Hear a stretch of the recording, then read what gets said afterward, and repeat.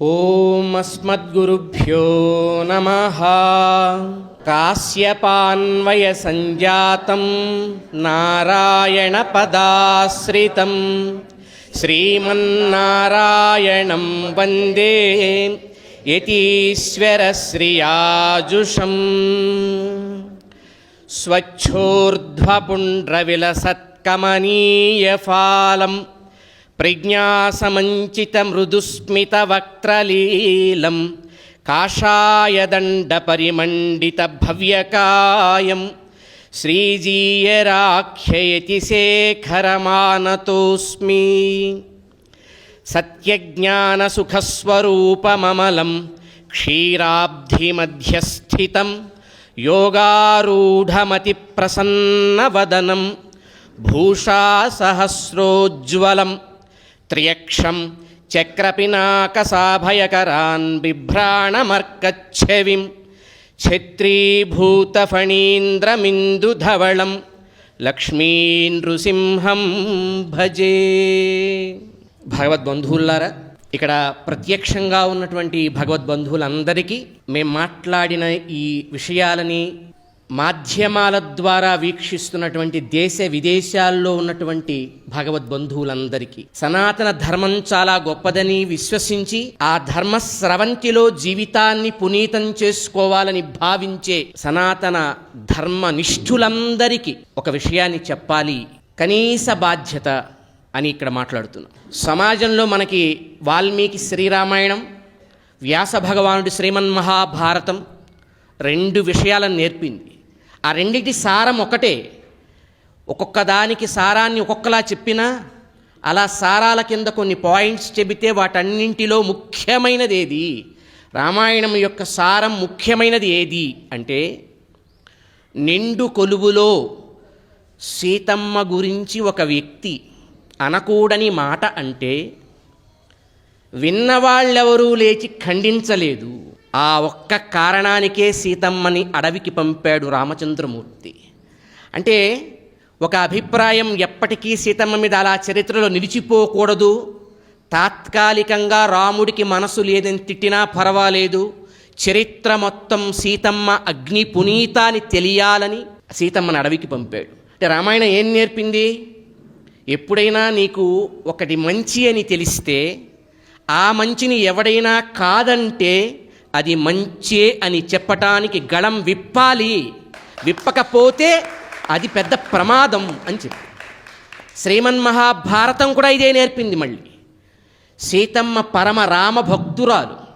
మనం బంధాలని కేవలం స్త్రీలుగాను పురుషులుగాను తమ్ముళ్ళగాను అన్నలుగాను చూడక్కర్లా, వాళ్ళ లోపలుండే భక్తి నిష్టతో ఆ బంధాలను చూడాలని రామాయణం నేర్పించింది మనకి.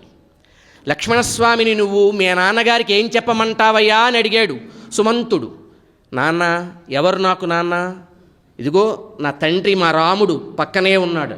అదేమిటి ఈయన అన్న కదా అంటే, జన్మతో బంధం రీత్యా ఈయన అన్న, గుణాల రీత్యా నేను ఈయనకి దాసుణ్ణి, సర్వాత్మన ఈయన నా ఆత్మకు బంధువు, తండ్రి తల్లి రాముడే అని చెప్పాడు. ఈ బంధాలన్నిటికంటే అతీతమైంది భగవద్బంధం అండి. భగవద్భక్తి కలిగిన వారిని ఎవరైనా అవమానిస్తే నీకు చేతనైనంత రీతిలో ఆ అవమానాన్ని ఆపాలి, చేతనైన రీతిలో ఆపాలి. ద్రౌపదీదేవిని అవమానిస్తున్నారంతా, భీష్మాది పెద్దలంతా శక్తి ఉండి కూడా మిన్నకున్నారు. అలాంటి వాళ్ళకి కూడా భగవంతుడు శిక్ష వేసి మన జాతికి ఒక పాఠం నేర్పించాడు. భక్తులని మహాత్ములని ఎవరైనా నిందిస్తే వారు మహాత్ములని తెలిసి కూడా ఖండించకపోతే నిందించిన వారికంటే చోద్యం చూస్తున్న వాళ్ళు ఎక్కువ పాపం చేసిన వారు అవుతారు అని చెప్పింది మహాభారతం. కనుక ఈవేళ యూట్యూబుల్లోనూ రకరకాల ట్యూబుల్లో చాలామంది వానాకాలం వస్తే లైట్ పురుగులు, పేరేంటి దాని పేరు, లైట్ పురుగులు అంటుంటారు కొంతమంది. లైట్ పురుగులు అనే మాట ఎందుకు వాడుతున్నామంటే లైట్గా తీసుకోవాల్సిన పురుగులు అనేవి. వాటికి పెద్ద విలువేం లేదు, కానీ అవి ఎక్కువగా చికాకు కలిగిస్తుంటాయి. ఊరికే వచ్చి రోజు చెప్పిందే చెప్పి పాడిందే పాడి గిజ్ గిజ్ గిజ్ అని శబ్దం చేస్తుంటాయి. వానాకాలం రాగానే దోమలు వచ్చినట్టు, వానాకాలం రాగానే రకరకాల లైట్ పురుగులు వచ్చినట్టు, వానాకాలం రాగానే ఎక్కడెక్కడో భూముల్లో కలుగుల్లో దాక్కున్నవన్నీ వచ్చినట్టుగా అదేదో పెద్ద మహాప్రమాదం ప్రళయం దేశానికి జరిగిపోయినట్టుగా ఇంత ఏమీ లేని విషయాన్ని చిలువలకు ఒలువలు పేరుస్తూ రకరకాల రీతుల్లో ఎందుకు కొరగాని వాళ్ళు, ఏమాత్రం సమాజానికి ఉపయోగపడని వాళ్ళు, వాళ్ళ ఇళ్ళకెళ్ళి వాళ్ళ సొంత మనుషులను అడిగితే మాకు కూడా వీళ్ళు ఉపయోగపడతలేదని చెప్పించుకునేవాళ్ళు కూడా జగద్గురువులైన ఒక మహానుభావుల్ని 50 సంవత్సరాలుగా నిర్విరామంగా నిద్ర భయపడుతుంది, నిద్ర ప్రార్థిస్తుంది, ఒక్కసారి నన్ను నీతో ఉండనివ్వవా అని ఆయన్ని. అలాంటి మహానుభావుల్ని ఎన్ని మాటలు అంటే ఎవ్వరూ మాట్లాడరని ధైర్యమా, ఎవరు తిరిగి చెప్పరని ధైర్యమా? ఆ మహనీయులు ఎప్పుడు ఏం నేర్పారంటే వారు రాముణ్ణి పూజిస్తారండి. పూజిస్తడం అంటే అట్లా ఇట్లా పూజించడం కాదు, రాముడే ఆయన అయిపోయేట్టు పూజిస్తారు. ఆయనే రాముళ్ళా నడుచుకుంటారండి. ఆయన రూపం కూడా అంత అందమైన రూపం అండి. ఒక వ్యక్తి ఎంత గొప్పవాడో ఆ వ్యక్తి రూపమే చెబుతుందని వేదం పరమాత్మని కీర్తించిందండి. భగవాన్ నువ్వెంత గొప్పవాడివో నీ రూపమే చెబుతోందయ్యా అని చెప్పిందండి. 70 పదుల వయస్సులో కూడా చెక్కు చెదరని కోటేరు ముక్కుతో దివ్య తేజంతో విశాల సుందర నేత్ర సౌందర్యంతో సర్వజీవులని సమ్మోహనపరిచే ముగ్ధమోహన మూర్తి ఆయన, పుంసామోహన మూర్తి ఆయన. ఆయన ఎంత గొప్పవారో, ఎంత సాధన సంపత్తితో పండినవారు. అందాల గురించి ఎందుకు మాట్లాడతామంటే మామిడి పండు పండితే తొక్క ఎర్రగా అవుతుందండి. పండిన పండు అక్కడెక్కడో ఉంటే ఇక్కడ దాకా పరిమళం వస్తుందండి. అది ఎప్పుడు చాటింపు వేసుకోదు, నేను పండాను ఓహో అని చెప్పుకోదు. అది పండితే ఆ వాసన ఎక్కడ దాకా వస్తే అక్కడ దాకా అందరూ దాన్ని వెంటబడతారు. అందరూ దాన్ని చూస్తే కంటితో నిండిపోతుంది, నోరులో నీరు ఊరుతుంది. జిఆర్ స్వామి వారిని ఒక్కసారి చూస్తే మొన్న ఒక ఆయన పెద్ద ఆయన నన్ను ఒక మాట అడిగాడు, తెలియదు పాపం, తెలియక అడిగాడు, విమర్శించడానికి అడగలేదు. ఒక పెద్ద ఆయన మంచి వ్యక్తి, తెలుసుకోవాలని అడిగిన ప్రశ్న ఏంటంటే, ఏమంటే నాకు ఎప్పటి నుంచో ఒక సందేహం, సహజంగా సమాజంలో ఒక చాలామంది వ్యక్తులు మీకు రేపు మంచి జరుగుతుంది, ఈ తాయెత్తు కట్టుకో, మీకు ఈ జ్యోతిష్యం చెబుతా, మీ రాత మారిపోతుంది, ఈ రెమెడీలు చెబుతా, అవి చేయించుకో, ఈ టీవీ ఛానల్స్ నిండా వాళ్లే కదండి ఉంది. మరి జనాలు అలాంటి వాళ్ళ దగ్గరికి వెళ్ళారంటే అర్థం ఉంది. మరి మీ జిఆర్ స్వామి వారి దగ్గరికి ఎందుకు వెళ్తారు, ఏం వస్తుందని వెళతారంటే మేము ఒకటే సమాధానం చెప్పాం, చూద్దామని వెళతారు, చూస్తూనే ఉండాలని చూస్తారు అని చెప్పారు. ఏమీ రాదు ఆయన దగ్గరికి వెళ్తే. ఆయన రేపు మంచి రోజు కూడా ఎప్పుడు చెప్పరు, విధియా తదియా, ఇది మంచిది అది మంచిది అనరు, అసలు ఏ తాయెత్తులు చెప్పరు. ఆయన చూస్తూ ఉండాలి, ఆయన్ని చూసే కొద్దీ మళ్ళీ చూడాలి ఆయన్ని మాత్రమే మా భక్త గణమంతా ఆయన దగ్గరికి వెళుతుంది అని. ఈ నవీన ఆధునిక యుగంలో సర్వ జీవులని కూడా అబ్బురపరిచే ఒక దివ్య తేజో రూపం ఆ మహాత్ములు. అలాంటి మహనీయులని ఎందుకు కాని మాటలు రకరకాలుగా అంటున్నారు. ఇప్పుడు ఈ మొత్తం అంశాన్ని మేము 4 రకాలుగా విభజించి మీకు చెప్పాలనుకుంటున్నాం. అసలు జిఆర్ స్వామి వారు ఏమన్నారని ఈ ఉలుకు, ఇంత బెలుకు ఏమన్నారైనా? సమతా కుంభ అని ఒక కార్యక్రమం జరుగుతుంటే ఆ కార్యక్రమంలో దివ్య దేశాల వైభవాన్ని చెబుతూ ఆ క్షేత్ర చరిత్రను చెప్పేప్పుడు అక్కడి పేరు ఎలాంటి రూపాంతరాలు చెందింది అది చెప్పాలి. అది చెబుతున్నప్పుడు ఆ చరిత్రలో మాట్లాడుతూ వారన్న మాటలు మొత్తం 3 రకాల అంశాలతో కూడిన మాటలు. మొట్టమొదటి మాట, శంకర భగవత్పాదుల వారు పరమ వైష్ణవులు అన్నారు. తప్ప జిఆర్ స్వామి వారే ఈ మాట అన్నారా? మొట్టమొదట మనకి తమిళనాడులో కుంభకోణం అనే ప్రాంతంలో, కుంభకోణానికి దగ్గరగా తిరువెసనల్లూరు అనే ఒక అగ్రహారం ఉందండి. ఆ తిరువెసనల్లూరు అగ్రహారంలో అశ్వత్థ నారాయణ శాస్త్రి గారు, పేరు గుర్తుపెట్టుకొని అందరికీ చెప్పండి, ఇది అశ్వత్థ నారాయణ శాస్త్రి గారు అనే ఒక అద్భుతమైన ప్రసిద్ధమైన అద్వైత పండితులు ఉండేవారు. ఎప్పుడు 100 సంవత్సరాల క్రితం మాట. వారు గొప్ప అద్వైత విద్వాంసులండి. ఆ మహనీయులు ఇంకొక కుమారుడు ఉన్నారు, రామశంకర శాస్త్రి, ఆయన పేరు రామశంకర శాస్త్రి గారు. వారికి ఒక కుమారులు ఉన్నారండి, రామసుబ్రహ్మణ్య శాస్త్రి గారు. ఈ తండ్రి కుమారులు ఇద్దరు కూడా మహామహోపాధ్యాయ బిరుదు కలిగిన వాళ్ళు, పూర్వ ఉత్తర మీమాంసా పారావార పారీణుల మహాపండితులు వాళ్ళిద్దరు కూడా. అందులో ఈ కుమారుడు ఎవరైతే ఉన్నారో ఈ రామశంకర శాస్త్రి గారి కుమారులు రామసుబ్రహ్మణ్య శాస్త్రి గారు, వారు విష్ణు తత్వ రహస్య నిర్ణయం అనే గ్రంథాన్ని 100 ఏళ్ల క్రితం ఉండేవారు. సంస్కృత భాషలో ఆ గ్రంథాన్ని అనుగ్రహించారు. ఆ గ్రంథంలో వారు ఒక వాక్యం రాశారండి. శ్రీ శంకరాచార్య మతస్థా సర్వేపి వైష్ణవాయేవా. అండర్లైన్ చేసుకోండి. శ్రీ శంకరాచార్య మతస్థా సర్వేపి వైష్ణవాయేవా. శంకరాచార్య స్వామి వారి మాత్రమే కాదు, వారిని అనుసరించిన వారందరూ వైష్ణవులే. ఈ మాట రాసింది శాస్త్రి గారు సుమండి, ఆచార్యులు కారు. రాసిన వారెవరు? రామసుబ్రహ్మణ్య శాస్త్రి గారు. పూర్వ ఉత్తర మీమాంసలో మహాసముద్రతుల్యమైనటువంటి ప్రావీణ్యత కలిగిన వారు. రాసిన గ్రంథం పేరు విష్ణు తత్వ రహస్య నిర్ణయం. ఆ గ్రంథంలో వారు రాసిన ఈ మాట రాసి ఊరుకోలేదు, ఆ గ్రంథంలో నిరూపించారు. ఎక్కడెక్కడ శంకరాచార్య స్వామి వారు ఆ నారాయణ వైభవాన్ని చాటారో నిరూపించారు. ఈరోజు క్రొత్తగా జియర్ స్వామి వారు అన్న మాట కాదు ఇది. 100 ఏళ్ల క్రిందట తమిళనాడులో ఉండే ఒక చక్కటి అద్వైత పండితులైన మహానుభావులు చెప్పిన మాట ఇది. వారికంటే ముందున్న ఒక అద్వైత పండితులు మహానుభావులు మధుసూదన సరస్వతి, పేరు చాలా గొప్పది వారిది. మధుసూదన సరస్వతి చరణులు అంటారు ఆ మహానుభావుల్ని. శంకర భగవత్పాదుల వారి భాష్యాలకి మరలా వారు ప్రపంచానికి దాని అర్థాన్ని సరళం చేస్తూ వారు వాటి మీద కూడా భాష్యాలను అనుగ్రహించిన మహానుభావులు. ఆయన ఒక అందమైన శ్లోకం వారి సంప్రదాయం గురించి చెబుతూనే రాసుకున్నారండి.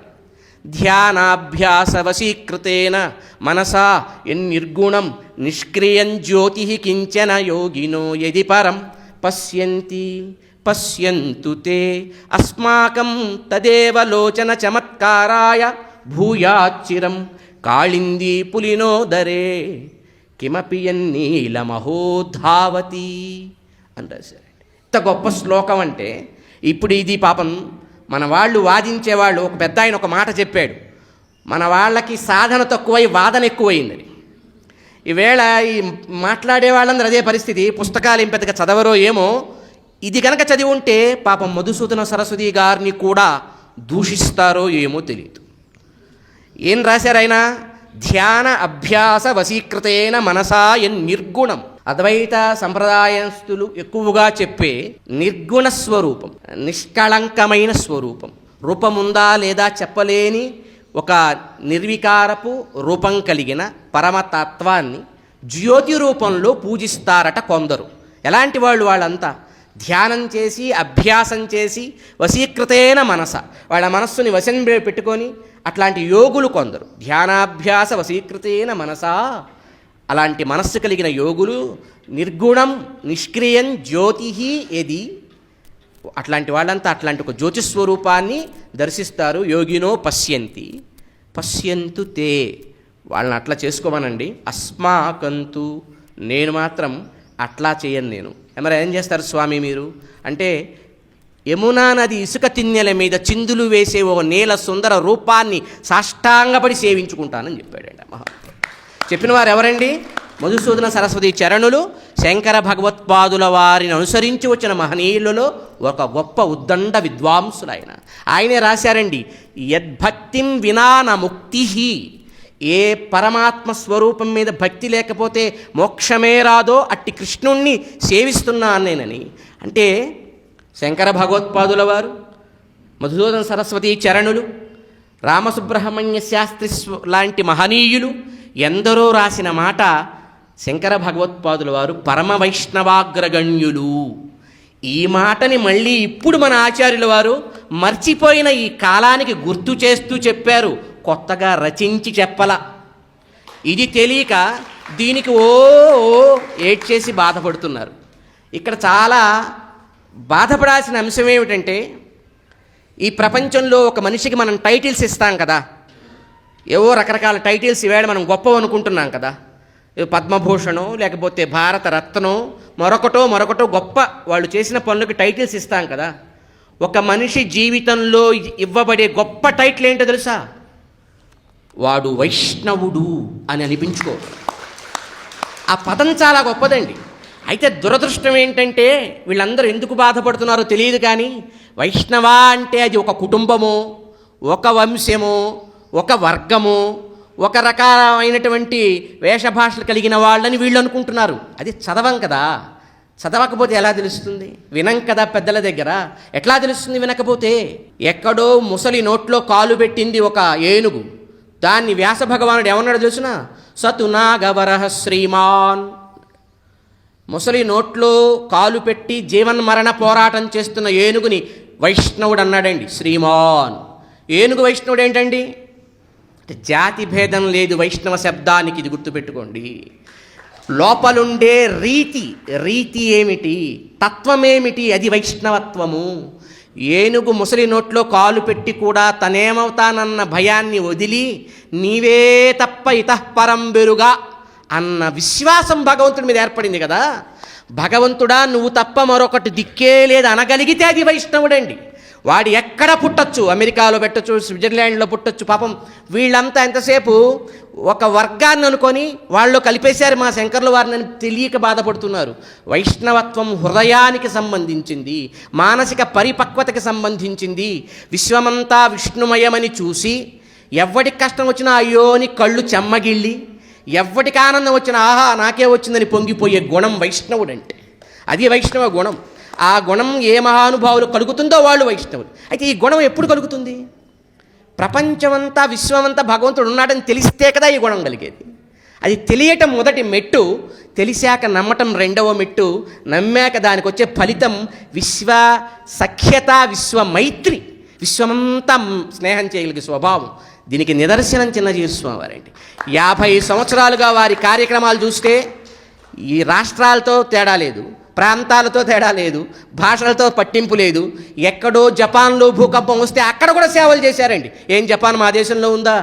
ఈవేళ సనాతన ధర్మం అని ప్రతివాడు ఆ 4 అక్షరాల పేర్లు మాట్లాడుతున్నాడు. ధర్మ శబ్దార్థం కూడా తెలియనటువంటి వాళ్ళంతా, ధర్మం అనే మాటకు అర్థం ఏంటో తెలియని వాళ్ళు కూడా సనాతన ధర్మానికి అది వచ్చింది ఇది వచ్చింది అంటున్నారే. ఏమి చెప్తుంది సనాతన ధర్మం? విశ్వమంతా శ్రేయస్సుతో ఉండాలని చెప్పింది.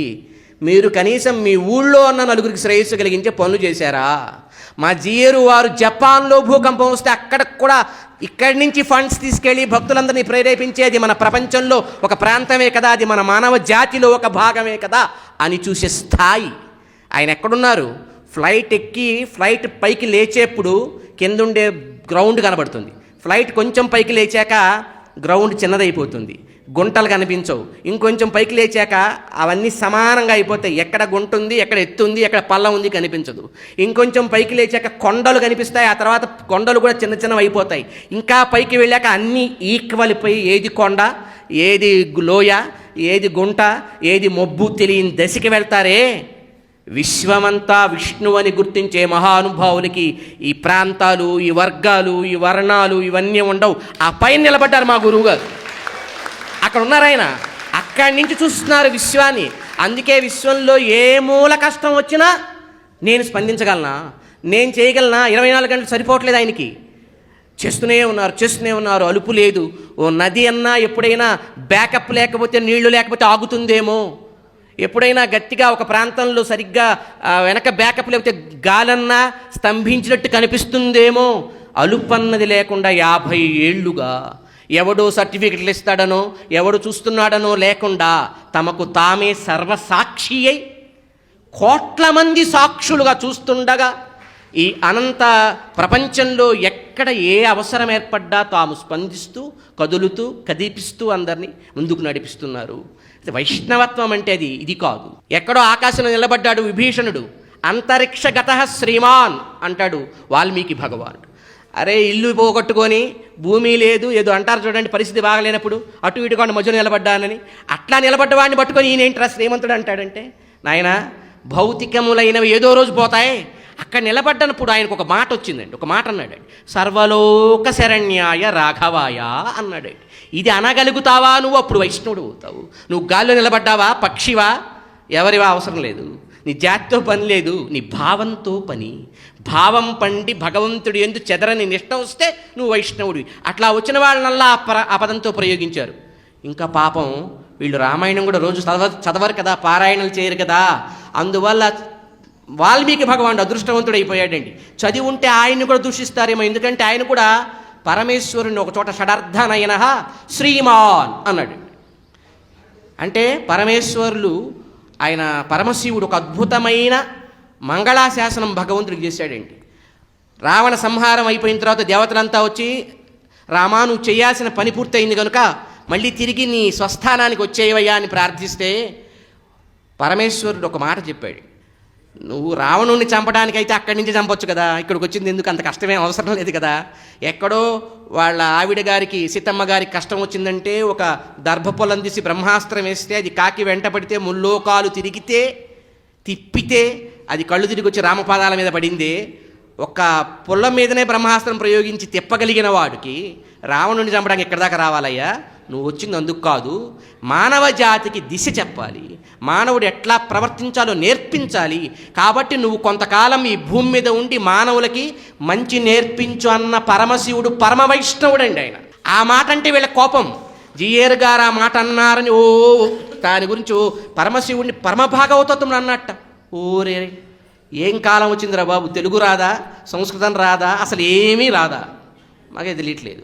పరమభాగవతోత్తముడనే మాట ఎంత గొప్పదండి. అసలు చదివారా ఎప్పుడైనా మీరు? భరద్వాజ మహర్షి 300 సంవత్సరాలు వేదాధ్యయనం చేసి వేద సారం ఏంటంటే ఒక మాట చెప్పాడు, ఆరాధనానాం సర్వేషాం విష్ణోరారాధనం పరం తస్మాత్ పరతరం ప్రోక్తం తదీయారాధనం అని చెప్పాడు. అన్ని ఆరాధనల్లో విష్ణు ఆరాధన గొప్పదైతే ఆ విష్ణు భక్తులైన పరమభాగవతోత్తముల ఆరాధన ఇంకా విష్ణు ఆరాధన కంటే గొప్పది అని చెప్పాడు. మరి పరమశివుణ్ణి వైష్ణవుడంటే బాధపడతారు అందెవరు? భాగవతంలో వ్యాస మహర్షి అన్నాడు. పాపం అది కూడా చదివినట్లేరు వీళ్ళు, చదివితే వ్యాసుల వారిని కూడా తిట్టేట్టున్నారండి వీళ్ళు. ఏదో ఎక్కడికైనా వెళ్ళిపోతారు వీళ్ళు, దేనికి ఆగట్లేదు. మొన్న ఆ మధ్య అన్నమయ్య కీర్తన చదివి వారిని కూడా దూషించారండి. అన్నమాచార్యుల వారిని అనకూడని మాటలు అన్నారండి. ఆయన 32,000 మహా సంకీర్తనలు రాశారు. వీళ్ళు 32,000 జన్మలెత్తినా అందులో ఒక పదం రాయలేరండి. ఎన్ని కీర్తనలండి! తెలుగు భాషామ తల్లిని అద్భుతమైన తన్మయత్వంలోకి తీసుకెళ్ళి ఏ చిన్న కదలిక వెంకటేశ్వర స్వామి చేయాలన్నా ఆయన పాట లేకుండా జరగనన్ని పాటలు సేవల మీద ఉత్సవాల మీద సేవించుకున్న ఆ మహానుభావుణ్ణి కూడా ఈ సోషల్ మీడియా వేదిక మీదగా చాలామంది అనకూడని మాటలు. ఎందుకో తెలుసిన? అసలు ఎందుకు ఈ దుర్భాషలు? వాళ్ళ రోజువారీ జీవితానికి అనుకూలం కాని ఏ సత్యం బయటకు వచ్చినా ఆ సత్యం చెప్పిన వాళ్ళు ఎంత గొప్పవాళ్ళైనా వాళ్ళని దూషిస్తారు. ఇది జరుగుతున్నటువంటి కార్యక్రమం. ఏం చెప్పారు వ్యాస మహర్షి భాగవతంలో? వైష్ణవానాం యథా శంభు నిమ్నగానాం యథా గంగా అని చెప్పారు.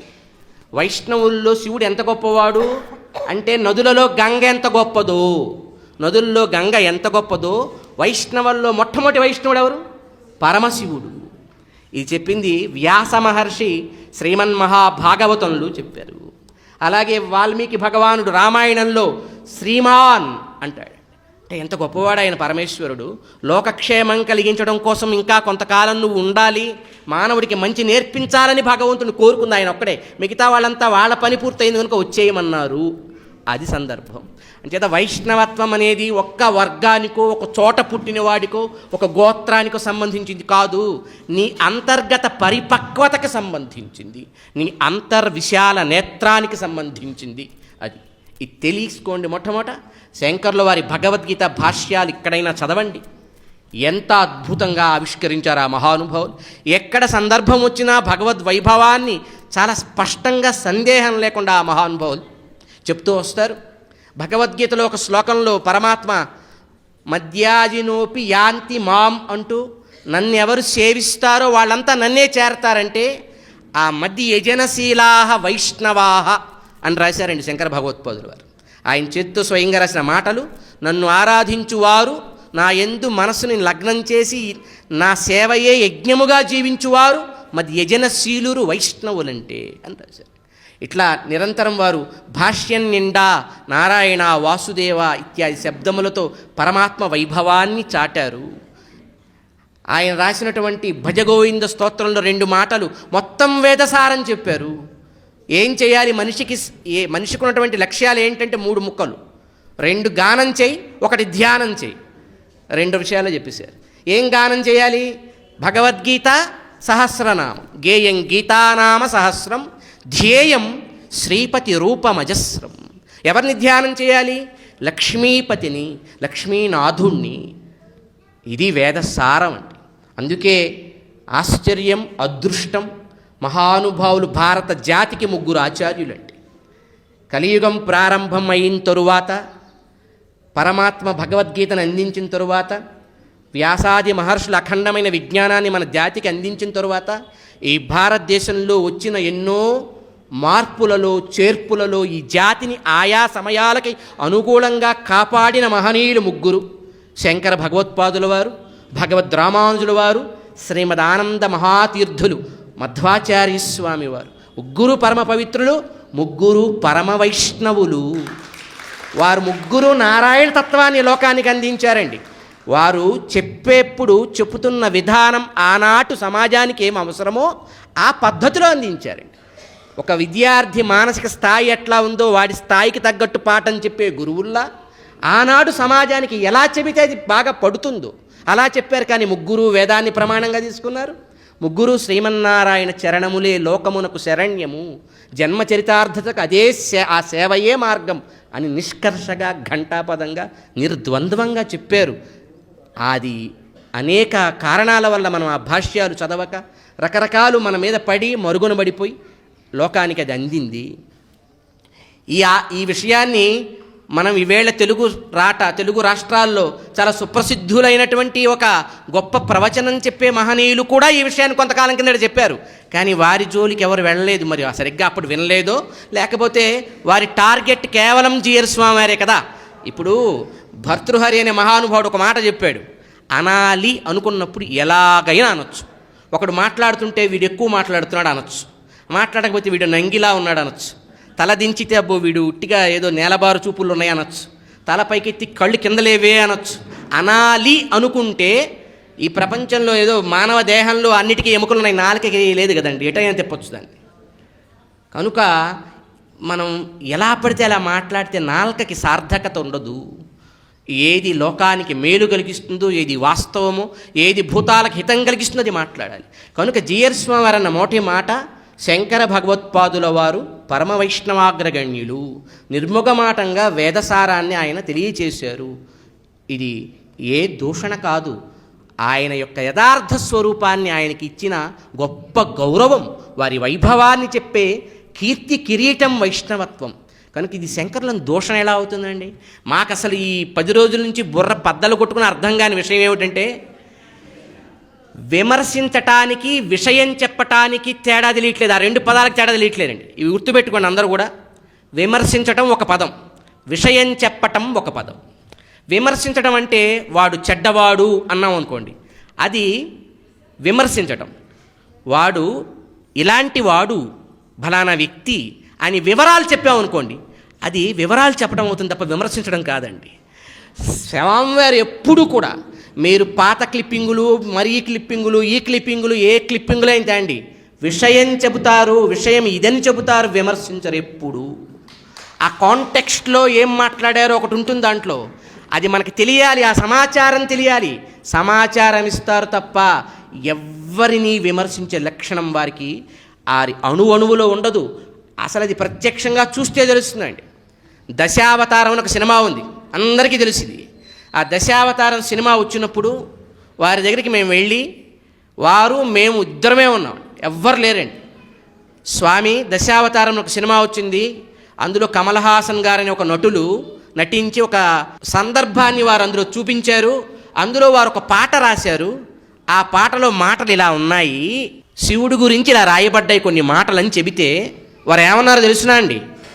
మీకే అండి, సోకాల్డ్ యూట్యూబ్ల ముందు కూర్చొని చిన్నజీయర్ స్వామి వారికి శివద్వేషం అని గొంతు చిచ్చుకునే వాళ్ళందరూ వినండి, చెవులు రిక్కించుకొని వినండి. ఆహాహా భలే రాశాడే అనలేదండి. ముఖం చిట్లించి తనకిష్టమైన వాళ్ళని కనుక ఎవరైనా తప్పుగా మాట్లాడితే ఎలా బాధపడతారో అలా ముఖం పెట్టి, అందరం హాయిగా కలిసిమెలిసి బతుకుతుంటే ఎందుకు ఇట్లాంటి మాటలు రాయటం, ఎవరు అలా రాసింది అని వారు దాన్ని మందలించారు, ఖండించారు. ఇది వారి వ్యక్తిత్వం, ఇది వారి నైజం అండి. ఎప్పుడు ఎక్కడ ఎవరి గురించో అసలు సమయమే ఉండదండి ఆయనకి. ఎవరి గురించో అనటానికో వేరే వాళ్ళ గురించి వినటానికో రెంటికి సమయం ఉండదండి. నిరంతరం ఒక ప్రవాహంలా ధర్మాన్ని ఆచరిస్తూ మంచిని చెబుతూ ముందుకు సాగడం వారికి తెలుసు. కనుక వారిప్పుడు పరమశివుడి పట్ల వారికి ఉండేటువంటి భక్తినో లేకపోతే శ్రద్ధనో రకరకాల రీతుల్లో. ఇప్పుడేంటి, మీ అందరినీ ఒక ప్రశ్న అడుగుతాను మేము. మీలో ఎవరైనా ఇన్ని మాటలు మాట్లాడుతున్నారే, కైలాసగిరికి ప్రదక్షిణ చేసి వచ్చారా మీలో ఎవరైనా? మాట్లాడే వాళ్ళంతా మా చిన్నజీయర్ స్వామి వారు చేశారండి. మీరందరూ ఇప్పుడు మాట్లాడటానికి ముందే ఎట్లా చేశారో తెలుసునా? చాలామంది కైలాసగిరికి ప్రదక్షిణ చేయడానికి భయమేసి పెద్దలు కూడా హెలికాప్టర్లెక్కి ప్రదక్షిణలు చేస్తే మా జీయర్ స్వామి వారు కాలి నడకతో స్వయంగా కైలాసగిరికి ప్రదక్షిణ చేసి వచ్చారండి. అరే అనేవాళ్ళు వినేవాళ్ళు అందరూ ఒకసారి మళ్ళీ కాస్త బుర్రబెట్టి ఆలోచించండి రా బాబు. పని కట్టుకొని కైలాసం దాకా వెళ్ళి ఎందుకురా శివుడి మీద ద్వేషం ఉండే వ్యక్తి ప్రదక్షిణ చేస్తారు అనేప్పుడు కొంచెమన్నా కాస్త లాజికల్గా ఆలోచించాలి. ఇది జరిగింది ఇప్పుడు కాదు, ఇప్పుడేవో గొడవలు జరుగుతున్నాయి కదా హడావుడిగా వెళ్ళిపోయి ప్రదక్షిణ కాదు. మీరంతా పుట్టకముందు, మీకు ఇట్లాంటి దుర్బుద్ధులు పుట్టకముందు, ఈ ట్యూబులన్నీ పుట్టకముందు అప్పుడు చేశారు మా ఆచార్యులు వారు. వాటికి ఎవిడెన్సెస్లు ఉన్నాయి. మా ఆచార్యులు వారు అడుగు పెట్టారని వారున్న సన్నిధిని చూడటానికి దేవతలు దిగొచ్చారు పిచ్చోళ్ళారా. పైనుంచి దేవతలు తేజో రూపాలై దిగొచ్చాయి కిందకి వారి యొక్క దివ్యమూర్తిని సేవించుకోవాలని. అక్కడికి వెళ్ళి వారు బ్రహ్మయజ్ఞాన్ని నిర్వహించి నడవటం కూడా ఎలా నడిచారండి? యుద్ధాలు జరుగుతాయి. యుద్ధాలు జరిగినప్పుడు రాజులు ఏం చేస్తారు? ముందు అందరినీ పంపిస్తారు, వాడు లోపల కూర్చుంటాడు. అంతా పోయాక ఇంకా తప్పకపోతే వస్తాడు వాడికి, ఎందుకంటే వాళ్ళే లోపలికి వచ్చి కూడా కొడతారని వాడు బయటకు వస్తాడు. అప్పుడు ఇక తప్పదు. కాదు ముందు మాత్రం రాజులు ఎప్పుడు రారు, ముందుండే భటులను పంపిస్తారు. రావణాసుడు చేసినదే కదా. రావణాసుడు నేను అంత బలవంతుడు ఇంత బలవంతుడు అని స్టేట్మెంట్లు ఇచ్చాడు. కానీ ఇప్పుడు చాలామంది ఛాలెంజ్లు చేస్తున్నారు కదా, స్టేట్మెంట్ నుంచి వాడు బయటికి రాడు. ముందు కొడుకును పంపించాడు, తమ్ముని పంపించాడు, అందరు పోయాక ఇంకా తప్పక అప్పుడు వచ్చాడు వాడు. కానీ నిజమైన నాయకుడు, గోదాదేవి చెబుతుందండి, నాయకనాయ్ అంటుంది కదా, నాయకత్వ లక్షణాలు కలిగిన జ్ఞాని ముందు ఆయన నడిచి వెనక నడిపిస్తాడు. ఎక్కడ గ్లేషియర్ ఉందో తెలియదు, ఎక్కడ పడతామో తెలియదు. బాబు చాలామంది ఈ మధ్య ఏంటో దమ్ముంటే రాండి ఛాలెంజ్లు చేస్తూ ఉంటున్నారు కదా. తెలుసుకోండి, మొట్టమొదట ఛాలెంజ్లు చేయడం చర్చలు చేయడం ఎవరితో తెలుసునా? అది గ్లేషియర్ అయినా చెక్కు చెదరకుండా ఆయన బరువే కాదు, ఆయన పూజించే సీతారామ లక్ష్మణ ఆంజనేయ స్వామి గోదాదేవి కృష్ణ బరువును కూడా పట్టుకొని అంత బరువుతో లోపల పడితే మళ్ళీ కనిపించం. అలాంటి చోట ముందు నడుస్తూ మేము నడిచే చోట నడవండి మీకేం కాదని వాళ్ళని నడిపించి కైలాసగిరికి ప్రదక్షిణ చేసిన చిన్నజీయర్ స్వామి వారితో చర్చ. ఏమనుకుంటున్నావు నువ్వు? చర్చ అంటే చపాతీ తింటాం అనుకుంటున్నారా? ఊరికే కూర్చొని యూట్యూబ్లో మాట్లాడేస్తే సరిపోతుంది అనుకుంటున్నారా? ఎవరితో మాట్లాడుతున్నావా? దేని గురించి మాట్లాడుతున్నావు? కైలాసగిరికి ప్రదక్షిణ చేసి ప్రళయకర్త వారి వీడియో ఇప్పటికీ యూట్యూబ్లో ఉంటుంది, చూడండి. ఓపిక ఉంటే చూడండి, యూట్యూబ్లో వీడియో ఉంటుంది. ప్రళయకర్త అయిన భగవంతుడైన శివుని యందు చేసే ప్రార్థన ఉగ్రవాదాలను తప్పిస్తుందని ఇక్కడ ప్రార్థన చేస్తున్నామని చెప్పారండి పరమేశ్వరుడి గురించి. ఎక్కడండి శివుని దూషించింది ఆయన? ఏం మాట్లాడతావా నీకు? ఒక వాస్తవాన్ని శాస్త్రంలో గ్రంథంలో జరిగిన ఒక సంఘటనని ఎప్పుడైనా చెప్పాల్సి వచ్చి చెబితే అది దోషణ అవుతుందా? బహుశా మీరు తెలుగు భాగవతం కూడా చదివి ఉండరండి. పోతన అమాత్యుల వారు, పోతన గారు ఆచార్యులు కాదు, అమాత్యులైన మహానుభవులైన ఆయన భాగవతంలో వ్రాసేప్పుడు ఒక సంఘటన చెబుతూ ఆ సంఘటనని వ్రాయాల్సి వచ్చినప్పుడు విశ్వమయుతలేమి వినియు ఊరక ఉండి రంబుజాసనాదులు అడ్డుపడక విశ్వమయుడు విష్ణుండు జిష్ణుండు భక్తియుతునకు అడ్డుపడదలంచన్ అని రాస్తారు. విశ్వంలో ఉండే దేవతలంతా గజేంద్రుడి అరుపు విని కూడా ఊరికే ఉన్నారు, ఏం చేయకుండా. విశ్వమయుడైన విష్ణువు గజేంద్రుడికి అడ్డుపడాలని వచ్చాడు. ఇలాంటివి వింటే మరి వారిని కూడా దూషిస్తారేమో, మిగతా వారిని తక్కువ చేశారు. ఆశ్చర్యం ఏమిటంటే ఇక్కడ చాలా దురదృష్టకరమైన ఒక విషయం ఏమిటంటే, ఏమీ అనని జీయర్ స్వామి వారిని అన్నారని విమర్శిస్తున్న వీళ్ళు నిజంగా అన్న కొందరు మహానుభావుల జోలికి మాత్రం వెళ్ళలేదండి. ఎందుకో తెలియదు. ఎలాంటి మాటలు అన్నారండి?